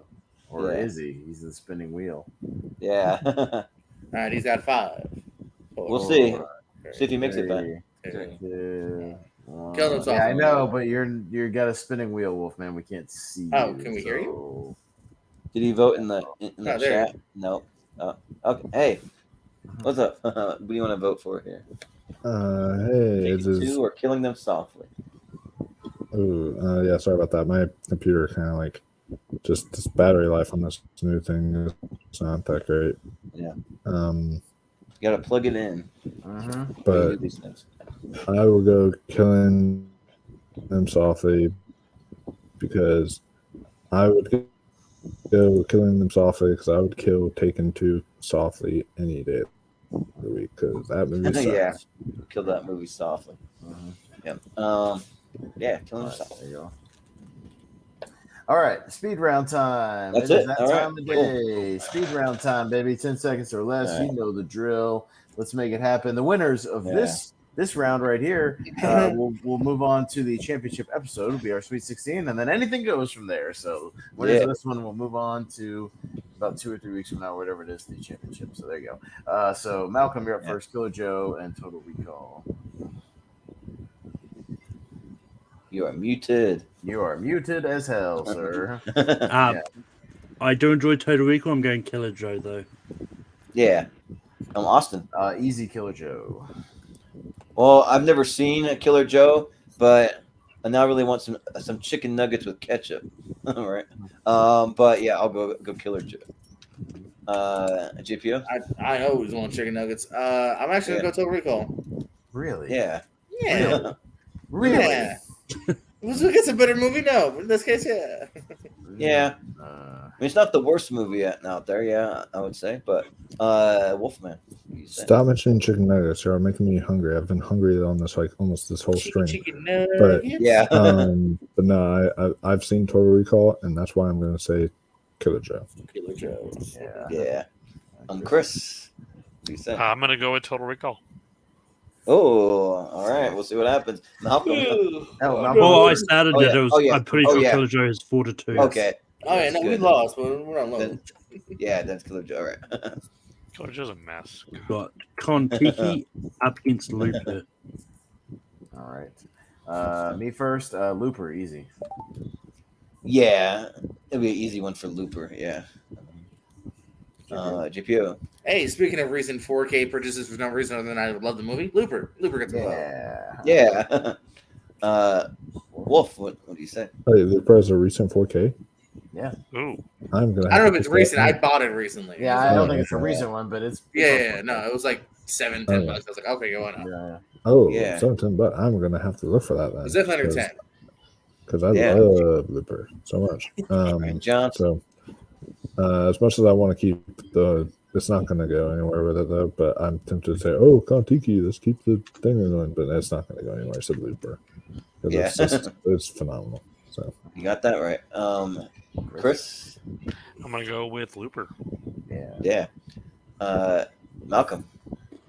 I'm not a fan of Looper. I would have gone Kontiki, but Looper moves on. Yeah. Right. We got Pitch Perfect. And It's the the Avengers. Avengers. Get the Avengers. They're here. Anyone Come on. voting Pitch Perfect over the Avengers? no, just Let's move pass the it through. Avengers. Avengers. Although Yeah. all the women would tell you that the Pitch Perfect is the Avengers for them. Yeah, You get know, out they of here. get- I like Pitch Perfect, so meow. Oh, Yeah. more Joseph Gordon. Another Joseph Gordon-Levitt movie. Ooh. Rush and Wolf of Wall Street. Frick. All right, Jordan. Does Wolf of Wall Street win a tournament? It has, right? I think it has. Yes. Yeah. But even so, like Premium Rush is really cool. Like I like it. I like the style it's done in and stuff. But I gotta go Wolf of Wall Street. It's just that good. So, GPO. Yeah, Wolf of Wall Street. Yeah. Wolfman. Wolf of Wall Street, easily. There's another Michael Wolf of Shannon Wall movie. Street. Yeah. Yeah. Malcolm. Yeah, I do like Premium Rush, but I've got to go Wolf of Wall Street. Yeah. Austin. Yeah, Wolf of Wall Street. But I do like Premium Rush. Yeah. Right. That was everyone, wasn't it? Yes. Yep. That's it. Flight. Light up against Argo. Argo. Okay. Mm. JPO. We get a chance to talk about Flight, so love to Flight. A very interesting tale. As we said, Goodman's great, but leaning towards the Best Picture winner, Argo here. Which Yeah. John Goodman do you prefer, Argo or Flight as a side character? Yeah. Yeah, John Goodman around here. Yeah. Yeah. Yeah, Battle Wolf. of John Goodman. Yeah. So this is Ben Affleck's best movie versus the last good movie Robert Zemeckis made. Let's see. Yeah, I'll go Argo, but I do love them both. Yeah. Chris. I love Argo and I think it's good, but only because it's not really based on true events like it happened. I'm gonna go with Flight. Well, it's based on them. It's just not like how they actually happened. Yeah. I think. But Malcolm. Yeah, I mean, I do enjoy Flight, but I'm going to go for the I'm going to go for the movie that Ben Affleck should have been nominated for Best Director for, Argo. Yeah. Austin. Yeah, Argo. Although I do like Flight. Yeah. This one's interesting because, like, I don't love either one of these movies, but both of them have like a good climactic scene where, it's like, Flight has the upside down airplane, and then Argo has when they're like fleeing to like try and escape. Trying to get on an airplane. Yeah, right. Trying to get on an airplane. So Yeah. but I think I can give it to Argo probably. Yeah. All right. Right. Argo. Argo moves on. Yeah. American Mary up against Celeste and Jesse. All right. Wolfman. You know what? As much as I love American Mary, I'm very interested now. I might watch it tonight. That Celeste and what is it called again? Celeste and Jesse Forever. Forever. Yeah. Celeste and Jesse Forever. Yeah, I might watch it. Yeah. I might watch it tonight. Yeah. Well, Chris. I'm gonna go with American Mary. Yeah. Malcolm. I'm going to go Celeste and Jesse Forever. Austin. Celeste Jesse Forever. Yeah, I haven't seen either one of these, but just the cast and the premise intrigues me a little more of Celeste and Jesse Forever. So I'll go with It's no longer on Peacock. Is it? Really? That's where I saw it just like 2 or 3 weeks ago. That was pretty recent. Really? I could have thought that's where I watched. I know I watched it somewhere. Celeste randomly. is on Did it move? Prime? Showtime, I think. Oh, okay. Oh, well, it's one of those freaking Showtime ones. When You is have Showtime going to get their own freaking? Hey, I have Showtime. Showtime. Well, I have it, but I don't want to keep paying for it. I just do it because that's where all the A24 and like a bunch of stuff is on there. Well, so. I have Paramount Plus that comes with Showtime. That's Well, what yeah, I had a do. Paramount Plus, and I got an offer to get Showtime for like an extra $10 a year. That's what I have too. Yeah, That's what I got. I have Paramount Plus with Showtime. Yeah. All right, JPO. C&J all the way. All right, C&J. Yeah. C&J. Good movies in there so far. It's a good VHS A&K all the way reference. VHS and Frank and Winnie. Yeah. I love that movie. From the Sixth Man, yeah. Yeah. But, Chris, who's up first? You say? You know what? Chris. Yeah. I'm gonna give some love to Frankie Weenie. All right. Yeah. Malcolm? I'm gonna go Frankenweenie. Yeah. Austin. VHS. I'll also give some love to Franken's Weenie. So yeah. JPO. Ask me about my Frankenweenie. Yeah, I agree. Yeah. Wolf. I'd actually would have gone VHS. Yeah. All I right. just want to see Frank and Weenie go up against Paranorman. So let's do it. That's a long way to go to get to that. Yeah. I don't think you're going to get that matchup. We'll see. I mean, although that being said, if they both go into the championship, it could happen. It's true there, but on this bracket, probably not going to happen. Yeah. Yeah, no. Probably not. Nope. All right. What else? The Master and Wreck-It Ralph. Ooh, this could be close. We'll see. One of these won't make it. Malcolm. Yeah, I like Wreck-It Ralph, but I've got to go the Master. All right. I'm going to go the Master. Yeah, I got to go with Wreck-It Ralph. JPO? It's a close one, but man, I can't deny performances like that Master. All right. Wolf? Yep. I'll go upon Thomas Anderson's masterpiece, The Master. I'll go with Wreck-It Ralph. All right. It's a close one like we thought, but 42 for the Master. Sorry, Wreck-It Ralph. Just had a tough bracket there. Had a tough bracket there. Well, we're gonna do we are gonna do an animation tournament actually after the Tier Ranker animated championship, because we realized we can also take the top 10 from each of those decades and honorable mentions and make a 60. We'll have 65, but we can do a play-in match and then do an actual tournament of those movies. So that could be cool. So Wreck-It Ralph actually, I think, will be in there because I think it made it in those 2000s. I think at least in honorable mentions or something. It'll be in there. Yeah. We just had that idea. We can do. We have literally 50 top 10s, and then if you add up all the honorable mentions, 15, and then we can do a play-in match and have a tournament. It'll be fun. Yeah. So there you go. Anyways, you got Rampart and All Is Lost. I'm up first. I'll say All Is Lost. Jordan? I've never seen either one, but I think I would have watched All Is Lost if I had like another day to prep for this. So I'll go All Is Lost. JPO? I'm going to say Rampart. Yeah. Wolfman. All Is Lost. Yeah. Chris? All Is Lost. Yeah. Malcolm? Yeah, unfortunately for Rampart, All Is Lost. All Is Lost gets my vote. Yeah. Yeah. Well, Jordan, you bought yourself another 2 weeks to watch All Is Lost, like you've been saying. Yeah. I mean, you could have watched All Is Lost since it won the 2012 tournament. Well, it didn't win. It didn't win the tournament. It made it to the finals. Did not win. Yeah, well, that's what I mean. Yeah, but it's been in a couple. Some tournaments. So. But we could do a tournament fights where it's like 4 or less cast members. We couldn't do just a single, but we could make it to like really low, like 4 or less people overall in a movie. Actually, I would say you go even less. You do 2 or less people. I think there's plenty of movies that just have one or 2 people. Oh yeah. Yeah. Before sunset, hell yeah. Yeah, I mean, I would even go lower than that. 2 or less people. Two. Now, do you include or 1? Do we have enough? Castaway or not? There's one. Yes, there's one movie there's one movie I watched this year that I would totally put on that. Totally put on this one. No, it's a 2023 movie. But anyway, we've got Hotel Transylvania and 50 Engagement. Yeah, we're running out of time for Malcolm, so we got to speed up. Hotel Transylvania or Jordan first. Yeah, Hotel Transylvania. I'll go the 5-Year Engagement. That movie's really good. JPO. We'll even it up with Hotel Transylvania. All right. Well, yeah. Wolf. Yeah, I'll also go 5-Year Engagement. Yeah. Hotel. Yeah. So, Malcolm. I'm going to go 5-Year Engagement. All right, and I'll tie it up with Hotel Transylvania, so that goes to Jordan.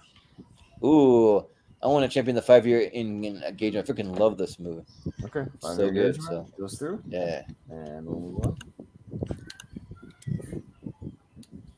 All right, 60 not guaranteed, And Sinister. That's a tough one. JPO. Safety not guaranteed. Okay. Yeah. Wolfman.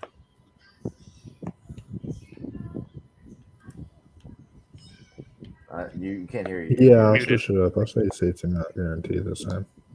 Safety not guaranteed. Okay. I think it might be like on a delay or something. I think you're on a delay or something. Yeah, Chris. Sinister. Sinister. All right, Malcolm. Safety not guaranteed. Okay, I'll go Sinister. Jordan.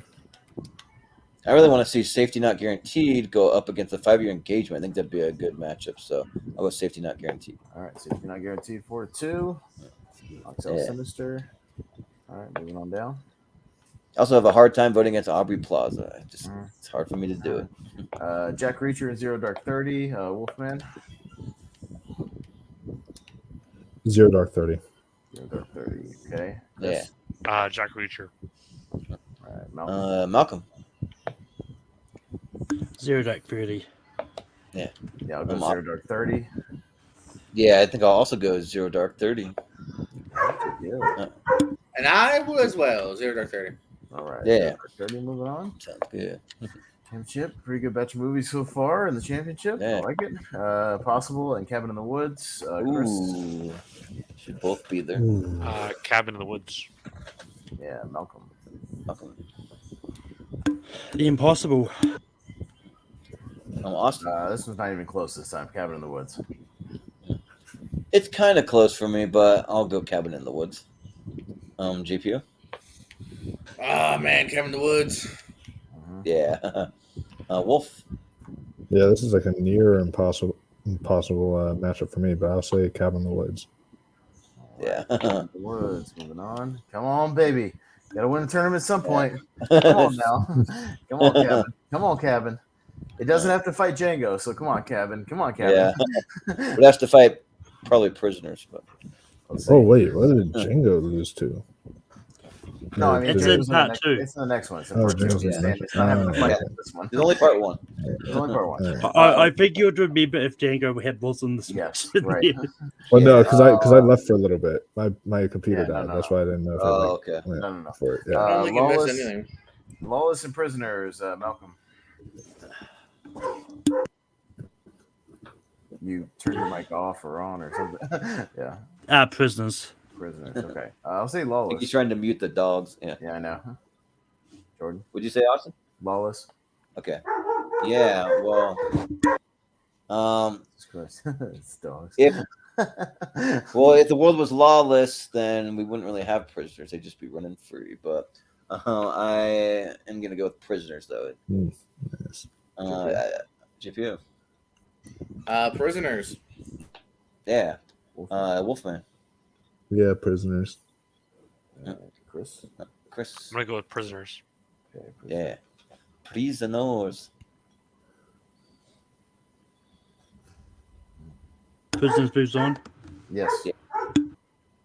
Maps keeps having his dogs are going fucking crazy. Yeah. Sorry. Paranorman and the Iceman. Me first. I'll take Paranorman. Jordan.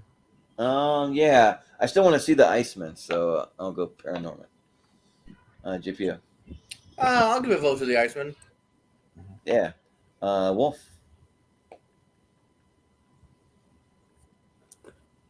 He's the. You don't have to delay or- I'll go the Yeah. Iceman this time. Iceman. Okay. Chris. You sound like you're on some slow mo from I'll Dread. go with Yeah. Paranormal. Iceman. Yeah. Chris. Ice. Man. Chris, are you actually voting for the Iceman? I can't tell. Yep, You. I am. Okay, gotcha. Malcolm. Yeah, I really want to see the Iceman. If it goes to the championship, I'll have a reason to at the Iceman. Okay, the Iceman moves on. Yeah, small movie. All right, sounds good.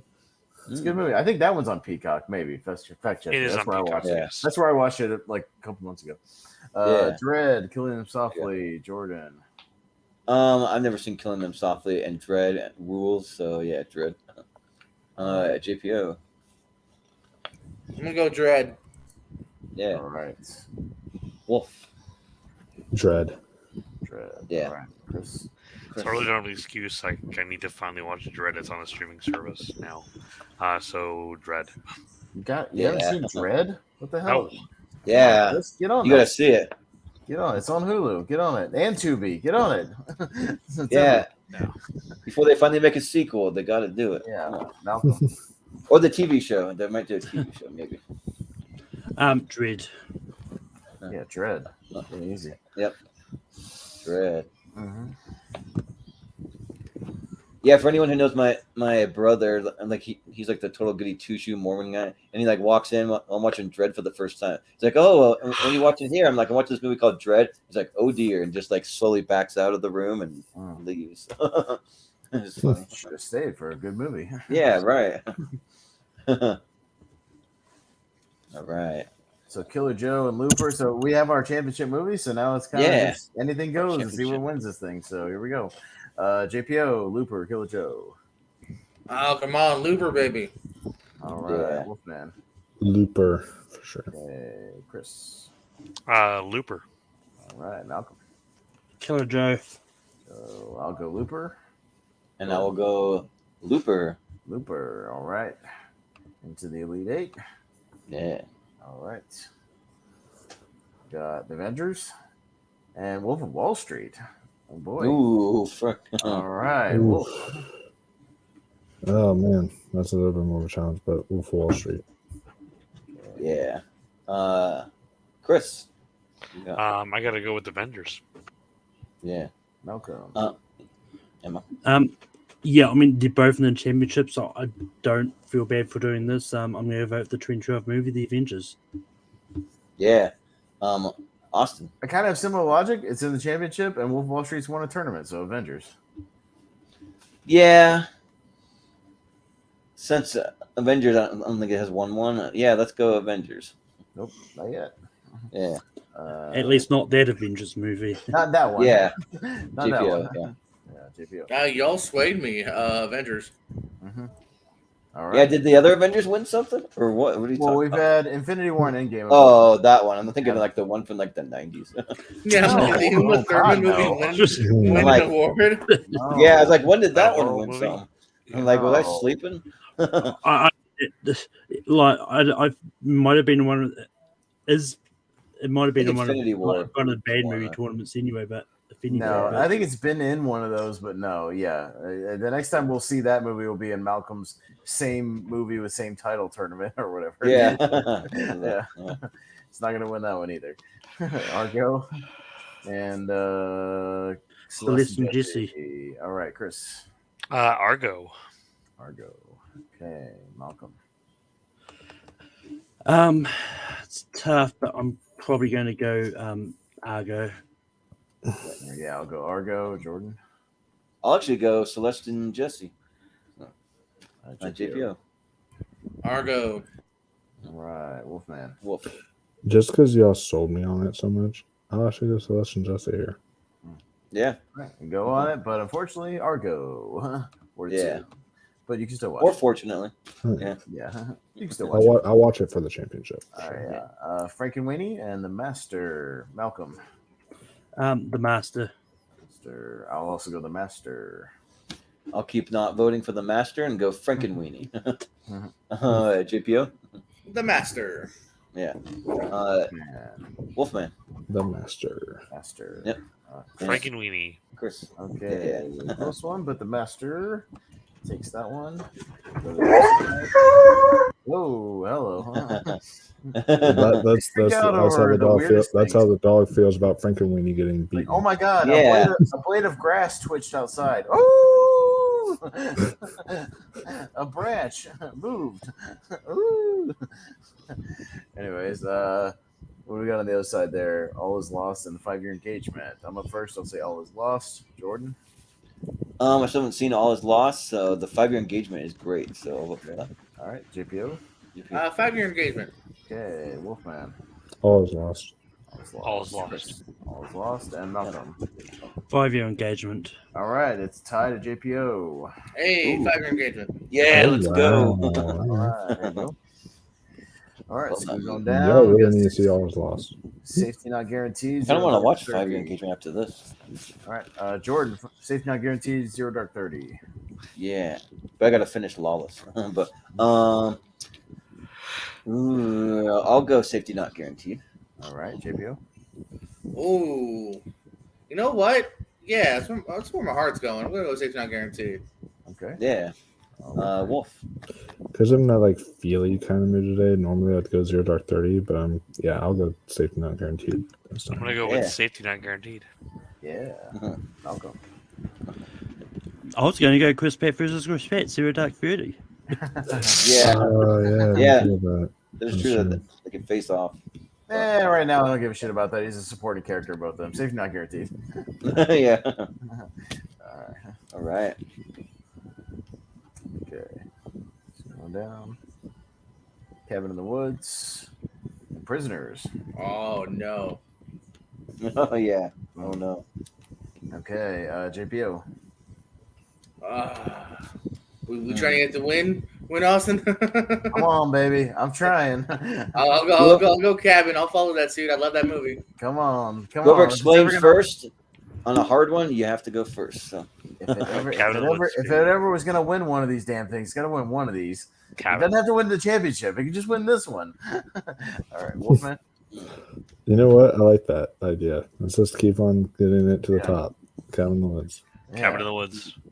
I'm not saying it has to win the championship. Just these 1s and 2s. It can win one of those. Malcolm. I mean, I was going to vote for here anyway because Business is a 2013 movie, so Cabin in the Woods. There you go. Or a 2012 movie. Yeah. Cabin in the Woods. No, 100%. I mean, I'll vote Cabin in the Woods here, but it's gonna be different on the championship. So Cabin in the Woods. What? You didn't move it over. The championship is honestly when we're like. You didn't move it over. But yeah, you guys a little more serious. He did. Oh, I'm a dork. Okay. Yeah. Iceman and Dread. Wolf. I want to see the Iceman really bad, and I will watch it for the championship. But Dread. Yeah. Chris. I'll go Dread, even though I have not seen it. Yeah, you gotta see it. Malcolm. Yeah, I mean, I'm going to watch the Iceman for the championship, but Dread is getting my vote. Yeah. Austin. Yeah, Dread, but I recommend Iceman. Yeah, let's make it a harder path for Cabin in the Woods. Dread. I'll make my argument. I'll make my argument for that in just a minute. Cabin in the Woods is going away, baby. You watch her. What's against? Yeah.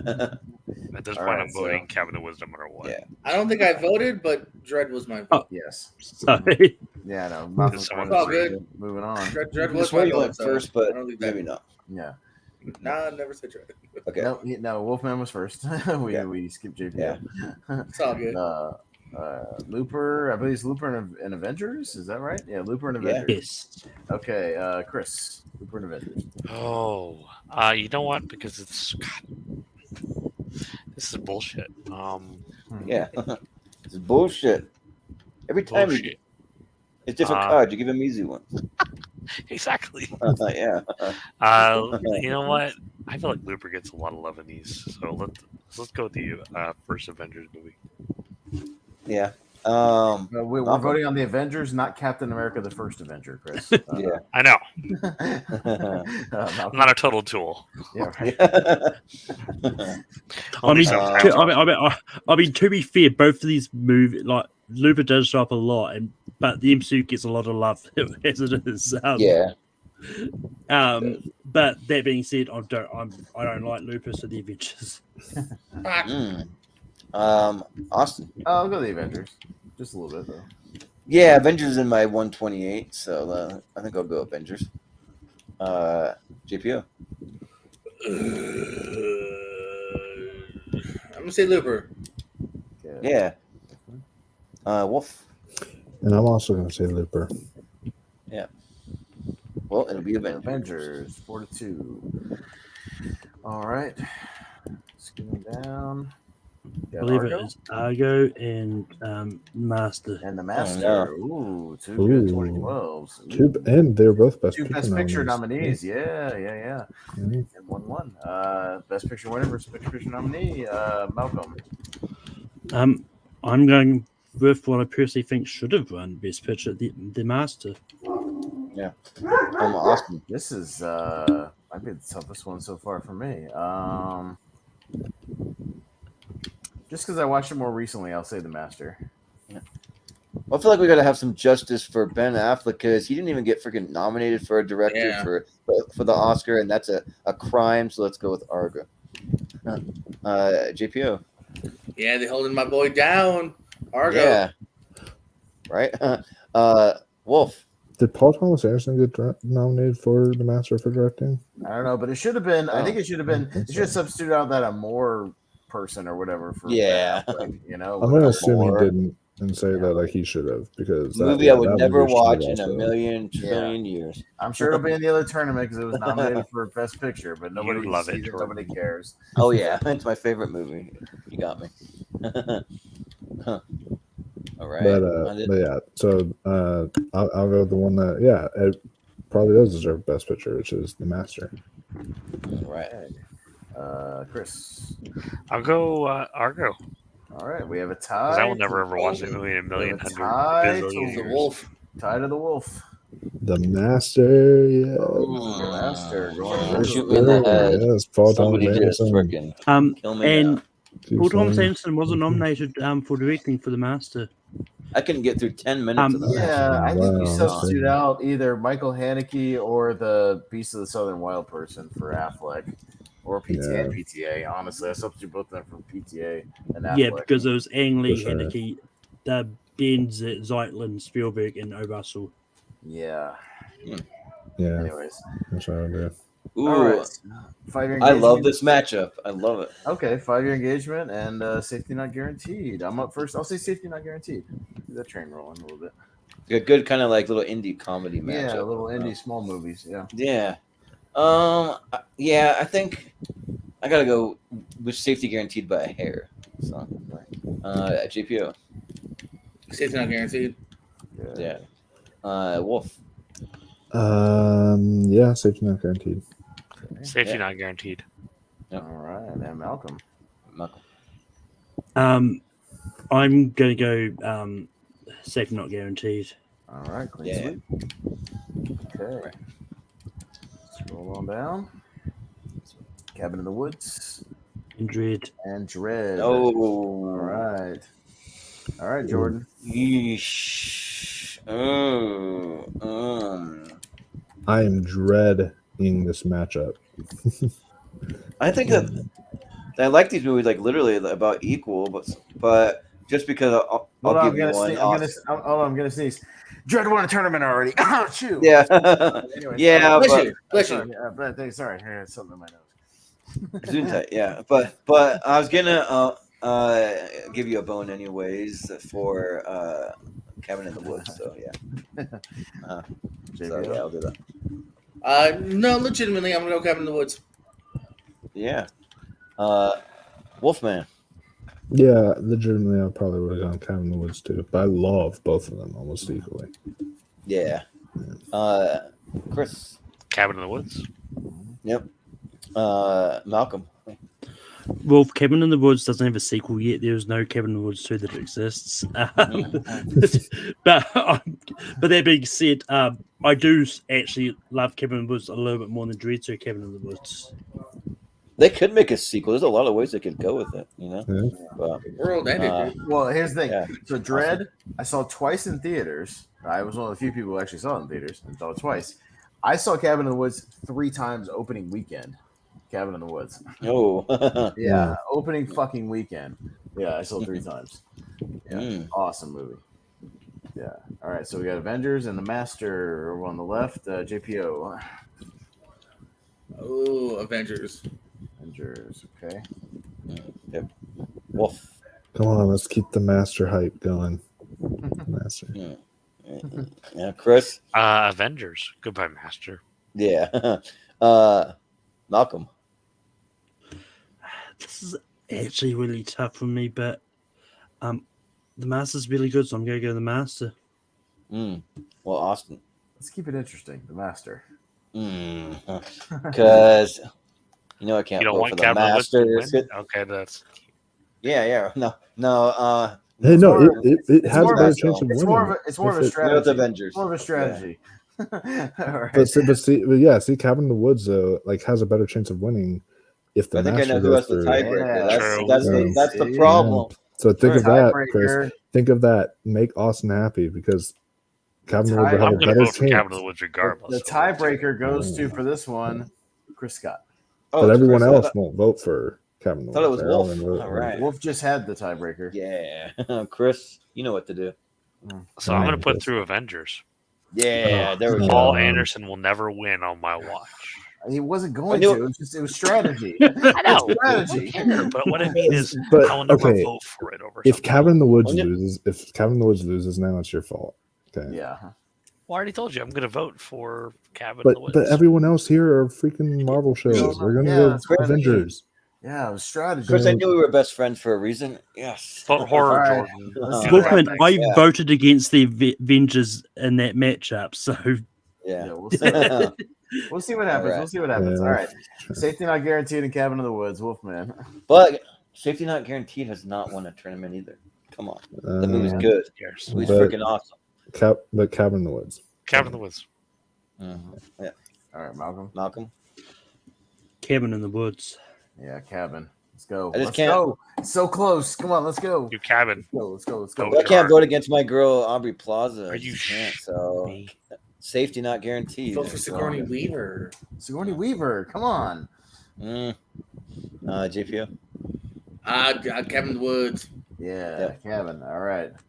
It's going through regardless. Yeah. All right. This is It's a good Joss. match, though. It's a Joss Whedon off. It sure is. Yeah. Oh, it is. Josh. Yeah. Yeah. He was never talking to us. Yeah. Josh is.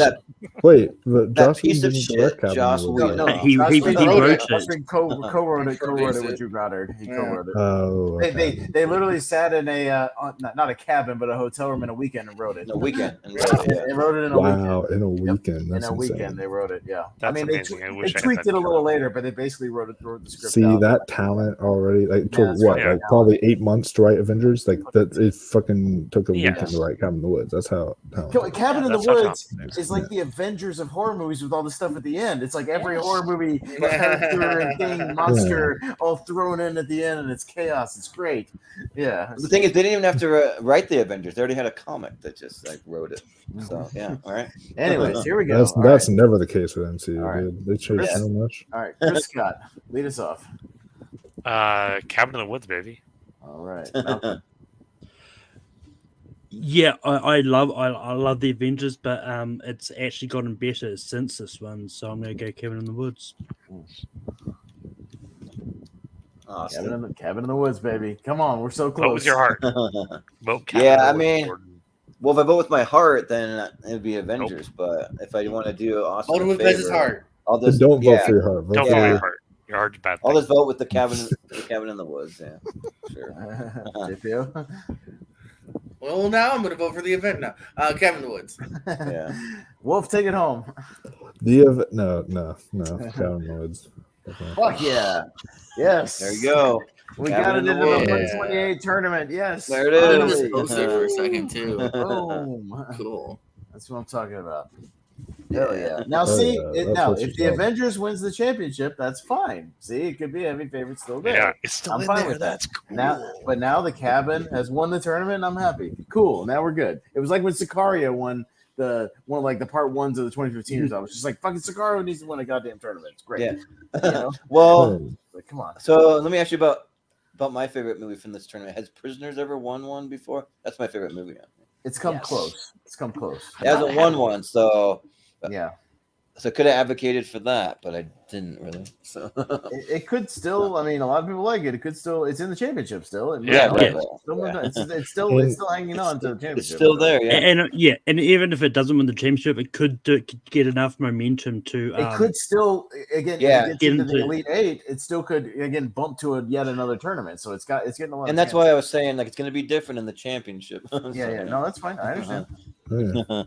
But it's stuff but like yeah. it's stuff like these 1s and 2s where I'm like, come on, Man of Steel, come on, Sicario, like come on, like these movies that always like come close, but they never get there. It's like, come on, whatever, Snowpiercer, shit like that. It's like, come on, let's get those like underdog kind of movies, like.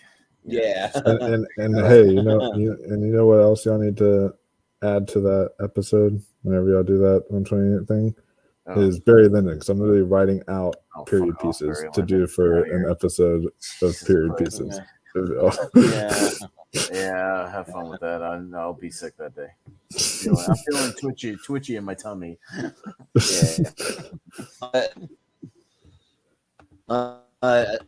For tonight, so we got part 1 down. We got part 2 coming on Friday. So, but yeah, we'll do some plug. Jordan will do some plugs as flaggy. I'll take care of it. JPO. Tomorrow night, ladies and gentlemen, on the Pierce Code channel. After we're live on this channel with Lonely Marks talking some wrestling, right after, me and Pez are going 1-on-1 in movie trivia in the semifinals of the tournament. King of ASAP. I'm the semifinal kid, baby. Let's see if I can be the finals kid. And there's a reason why you never get past the semifinals. Right? Because having the guy who organized the tournament getting all the way to the finals is definitely not rigged at all. I went with your host. I wanted Aaron J. You said Jacob Barber, so you can't call any kind of shenanigans. I went with your host.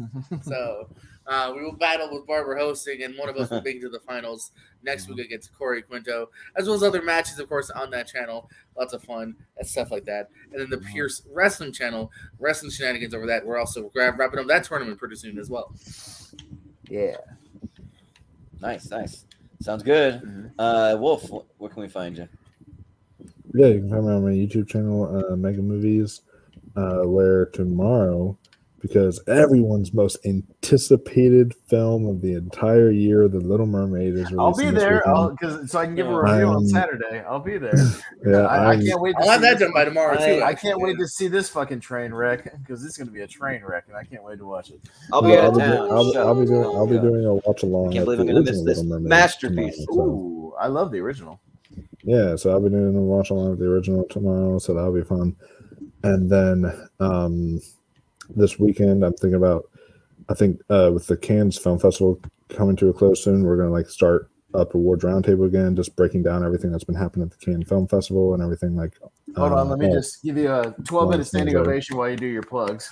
Thank you. Brilliant. I started on the lost weight, gained weight, and did drugs. Brilliant. The dogs, thank you too. But no, I do that, and then also this weekend, I'm planning on doing a 1,000 subscribers Ask Me Anything Q&A thing. So we're finally doing that. So all right. Nice. Sounds good. I'm Chris. Where can we find you? So, obviously, I promote it all the time, but I did just hit 1,000 subscribers. Well, 1,000 followers over on TikTok, so I was able to do a live. So Casablanca Kid 84 over there. Oh, nice. So that finally got cool. That's awesome. And my Western series is growing. We just did episode 10, which is legit.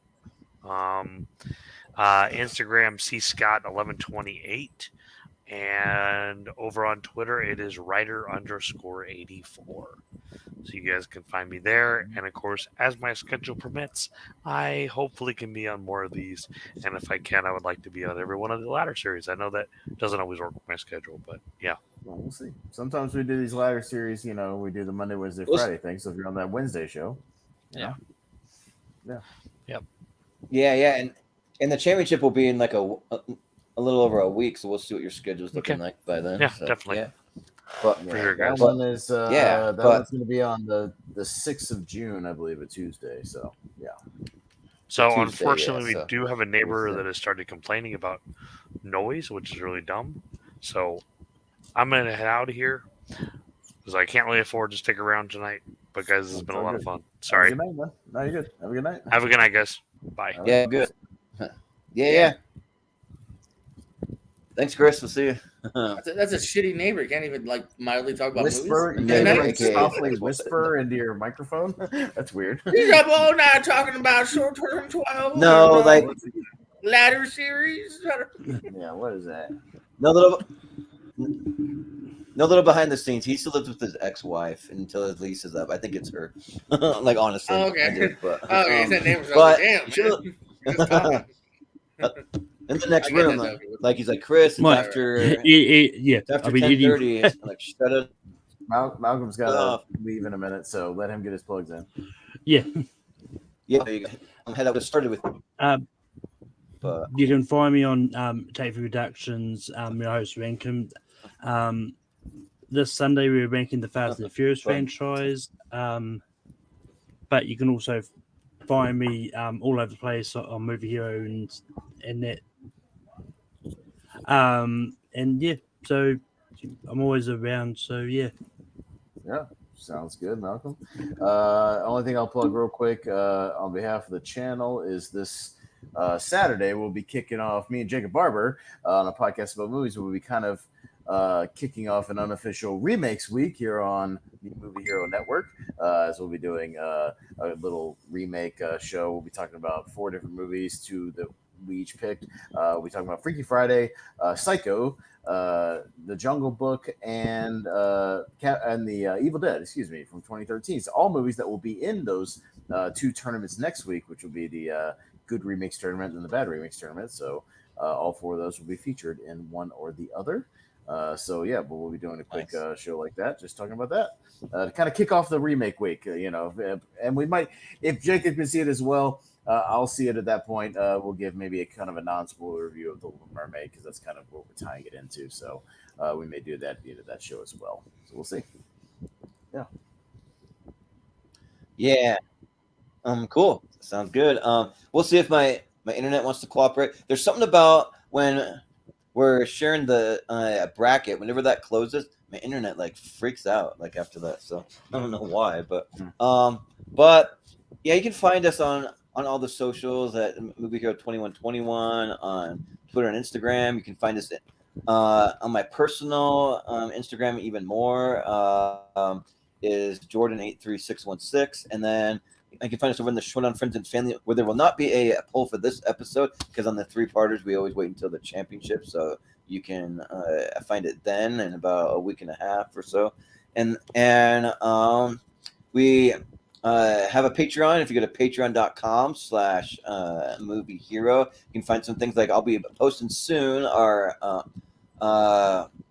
last draft is a comedy movie draft, but I'm going to kind of punch it up a little bit with some graphics of like what everybody picked and everything. So that will be over there. We'll be doing the Seen and Heard trivia a week from this Sunday. So our current champion, Ryan Hermanson. So he'll be back to defend. And if you'd like to play, we've got a few open spots, so you can just let me know. If you didn't play on the last one, then you're eligible to play on this one. You just can't do it 2 times in a row. That's the only rule. But and yeah, we do have a new show coming up called The Wheel of Movies. Also, that's where we take everybody's top 128 plus 20 honorable mentions, and we're gonna put it into a big wheel. We're gonna spin it. I'm gonna be doing some YouTube shorts just to kind of show what it lands on, and we're gonna do a 1-hour deep dive because we need some shorter-ish content, because my whole thing is I don't want to go over an hour for that show, even less if we can. So we're just going to do like a quick little deep dive on it. And if you want to see what the wheel actually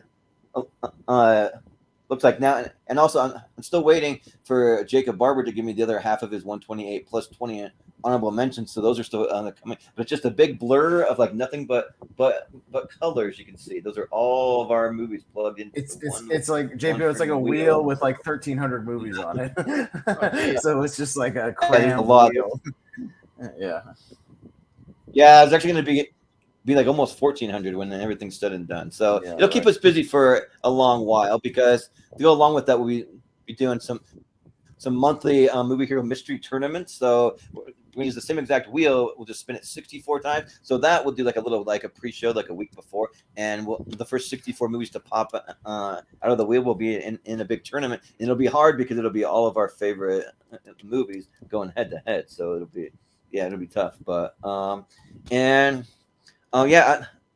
gonna be getting back probably in about a week from now on a limited basis. I'll be doing some more video game streaming because I picked up the Dead Island 2 that I want to start streaming because I've been waiting forever for that game. And I feel like nowadays, like the only way I can justify playing video games because my schedule's so busy is if I stream it. If I'm not going to stream it, then I got like other things to do with my time. So I'm busy with this channel and with work and all that. So. And then I'll be doing some snack heroes because I did find a few snacks I want to try out. I got a couple new sodas. I got some wacky ice cream flavors. I got the ketchup and mustard Doritos. I got some new Pop-Tarts flavors. So I'll eventually be doing a couple of those. So those are coming up. But and then just a preview of what we have coming up for tournament fights in tier ranker. We will be doing part 2 on a Friday for Best of 2012, like we mentioned. Then next week, we'll be doing our Best and Worst movie remakes on Tuesday and Friday. So we're going to start with the best, and then it'll be the worst after that. Which on the worst, we're going to vote for which movies we actually think are the worst ones. So whatever wins will be the one we think is the worst remake of all time. And then we will have the following Tuesday from that is when we'll get to our Best of 2012 championship on Tuesday. We'll have that. And then that week, we'll also have our first Movie Hero Mystery Tournament. So that will be that week. And then we get into our Movie Duo Championship episode. So it'll be 2 championship episodes and a mystery tournament that week. And then when Father's Day rolls around, we'll be on Friday, June 16th, we'll be doing Best Movie Dads as a tier ranker. This we did Best Movie Moms. And then we get into Best Movies of 2011. About mid-June, and we'll be doing a 3-part series all in 1 week, a Monday, Wednesday, Friday. And then we start in a Best Geek Characters of All Time as a series. It's going to be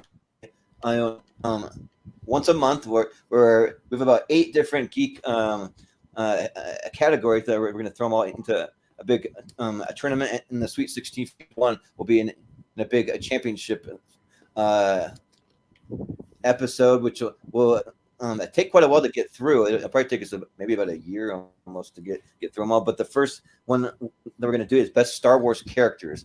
I know we did a Best Star Wars Characters episode, but with all people from the Schmoedown Star Wars division. And so this time we want to have maybe just like a bunch of our regulars just kind of talking Star Wars and stuff. So we'll be doing that. And then we'll have our Best Animated Movie Tier Ranker Championship. That's coming up. And then I'll just throw you 2 extra ones. For the first week of July, we'll be doing Best Movies with a City in the title and then Best Movies with a State in the title. 2 separate episodes for those. So there's enough for 64. So it'll be a geography tournament on tournament. So yeah, that will. So get out your state capitals, get out your atlases, get out your road maps. Which I kind of do. Like I'm actually pretty good at that. What are the 2 ones again? Movies with a city in the title. Yeah, get out the Animaniacs, like singing all the states, the state capitals, and all the countries from Animaniacs. You can watch that. Yeah, but yeah, that is going to do it for us tonight. So then again, guys, this has been a fun time. So I'm looking forward to part 2. Got a whole bunch of movies from 2012. I got to binge watch over the next 2 days. So, but yeah, that'll do it. So for JPO, for the Wolfman, for Austin, for Chris Scott, for Malcolm Lay, I've been Jordan the Movie Anderson, and we will see you next time. In a minute.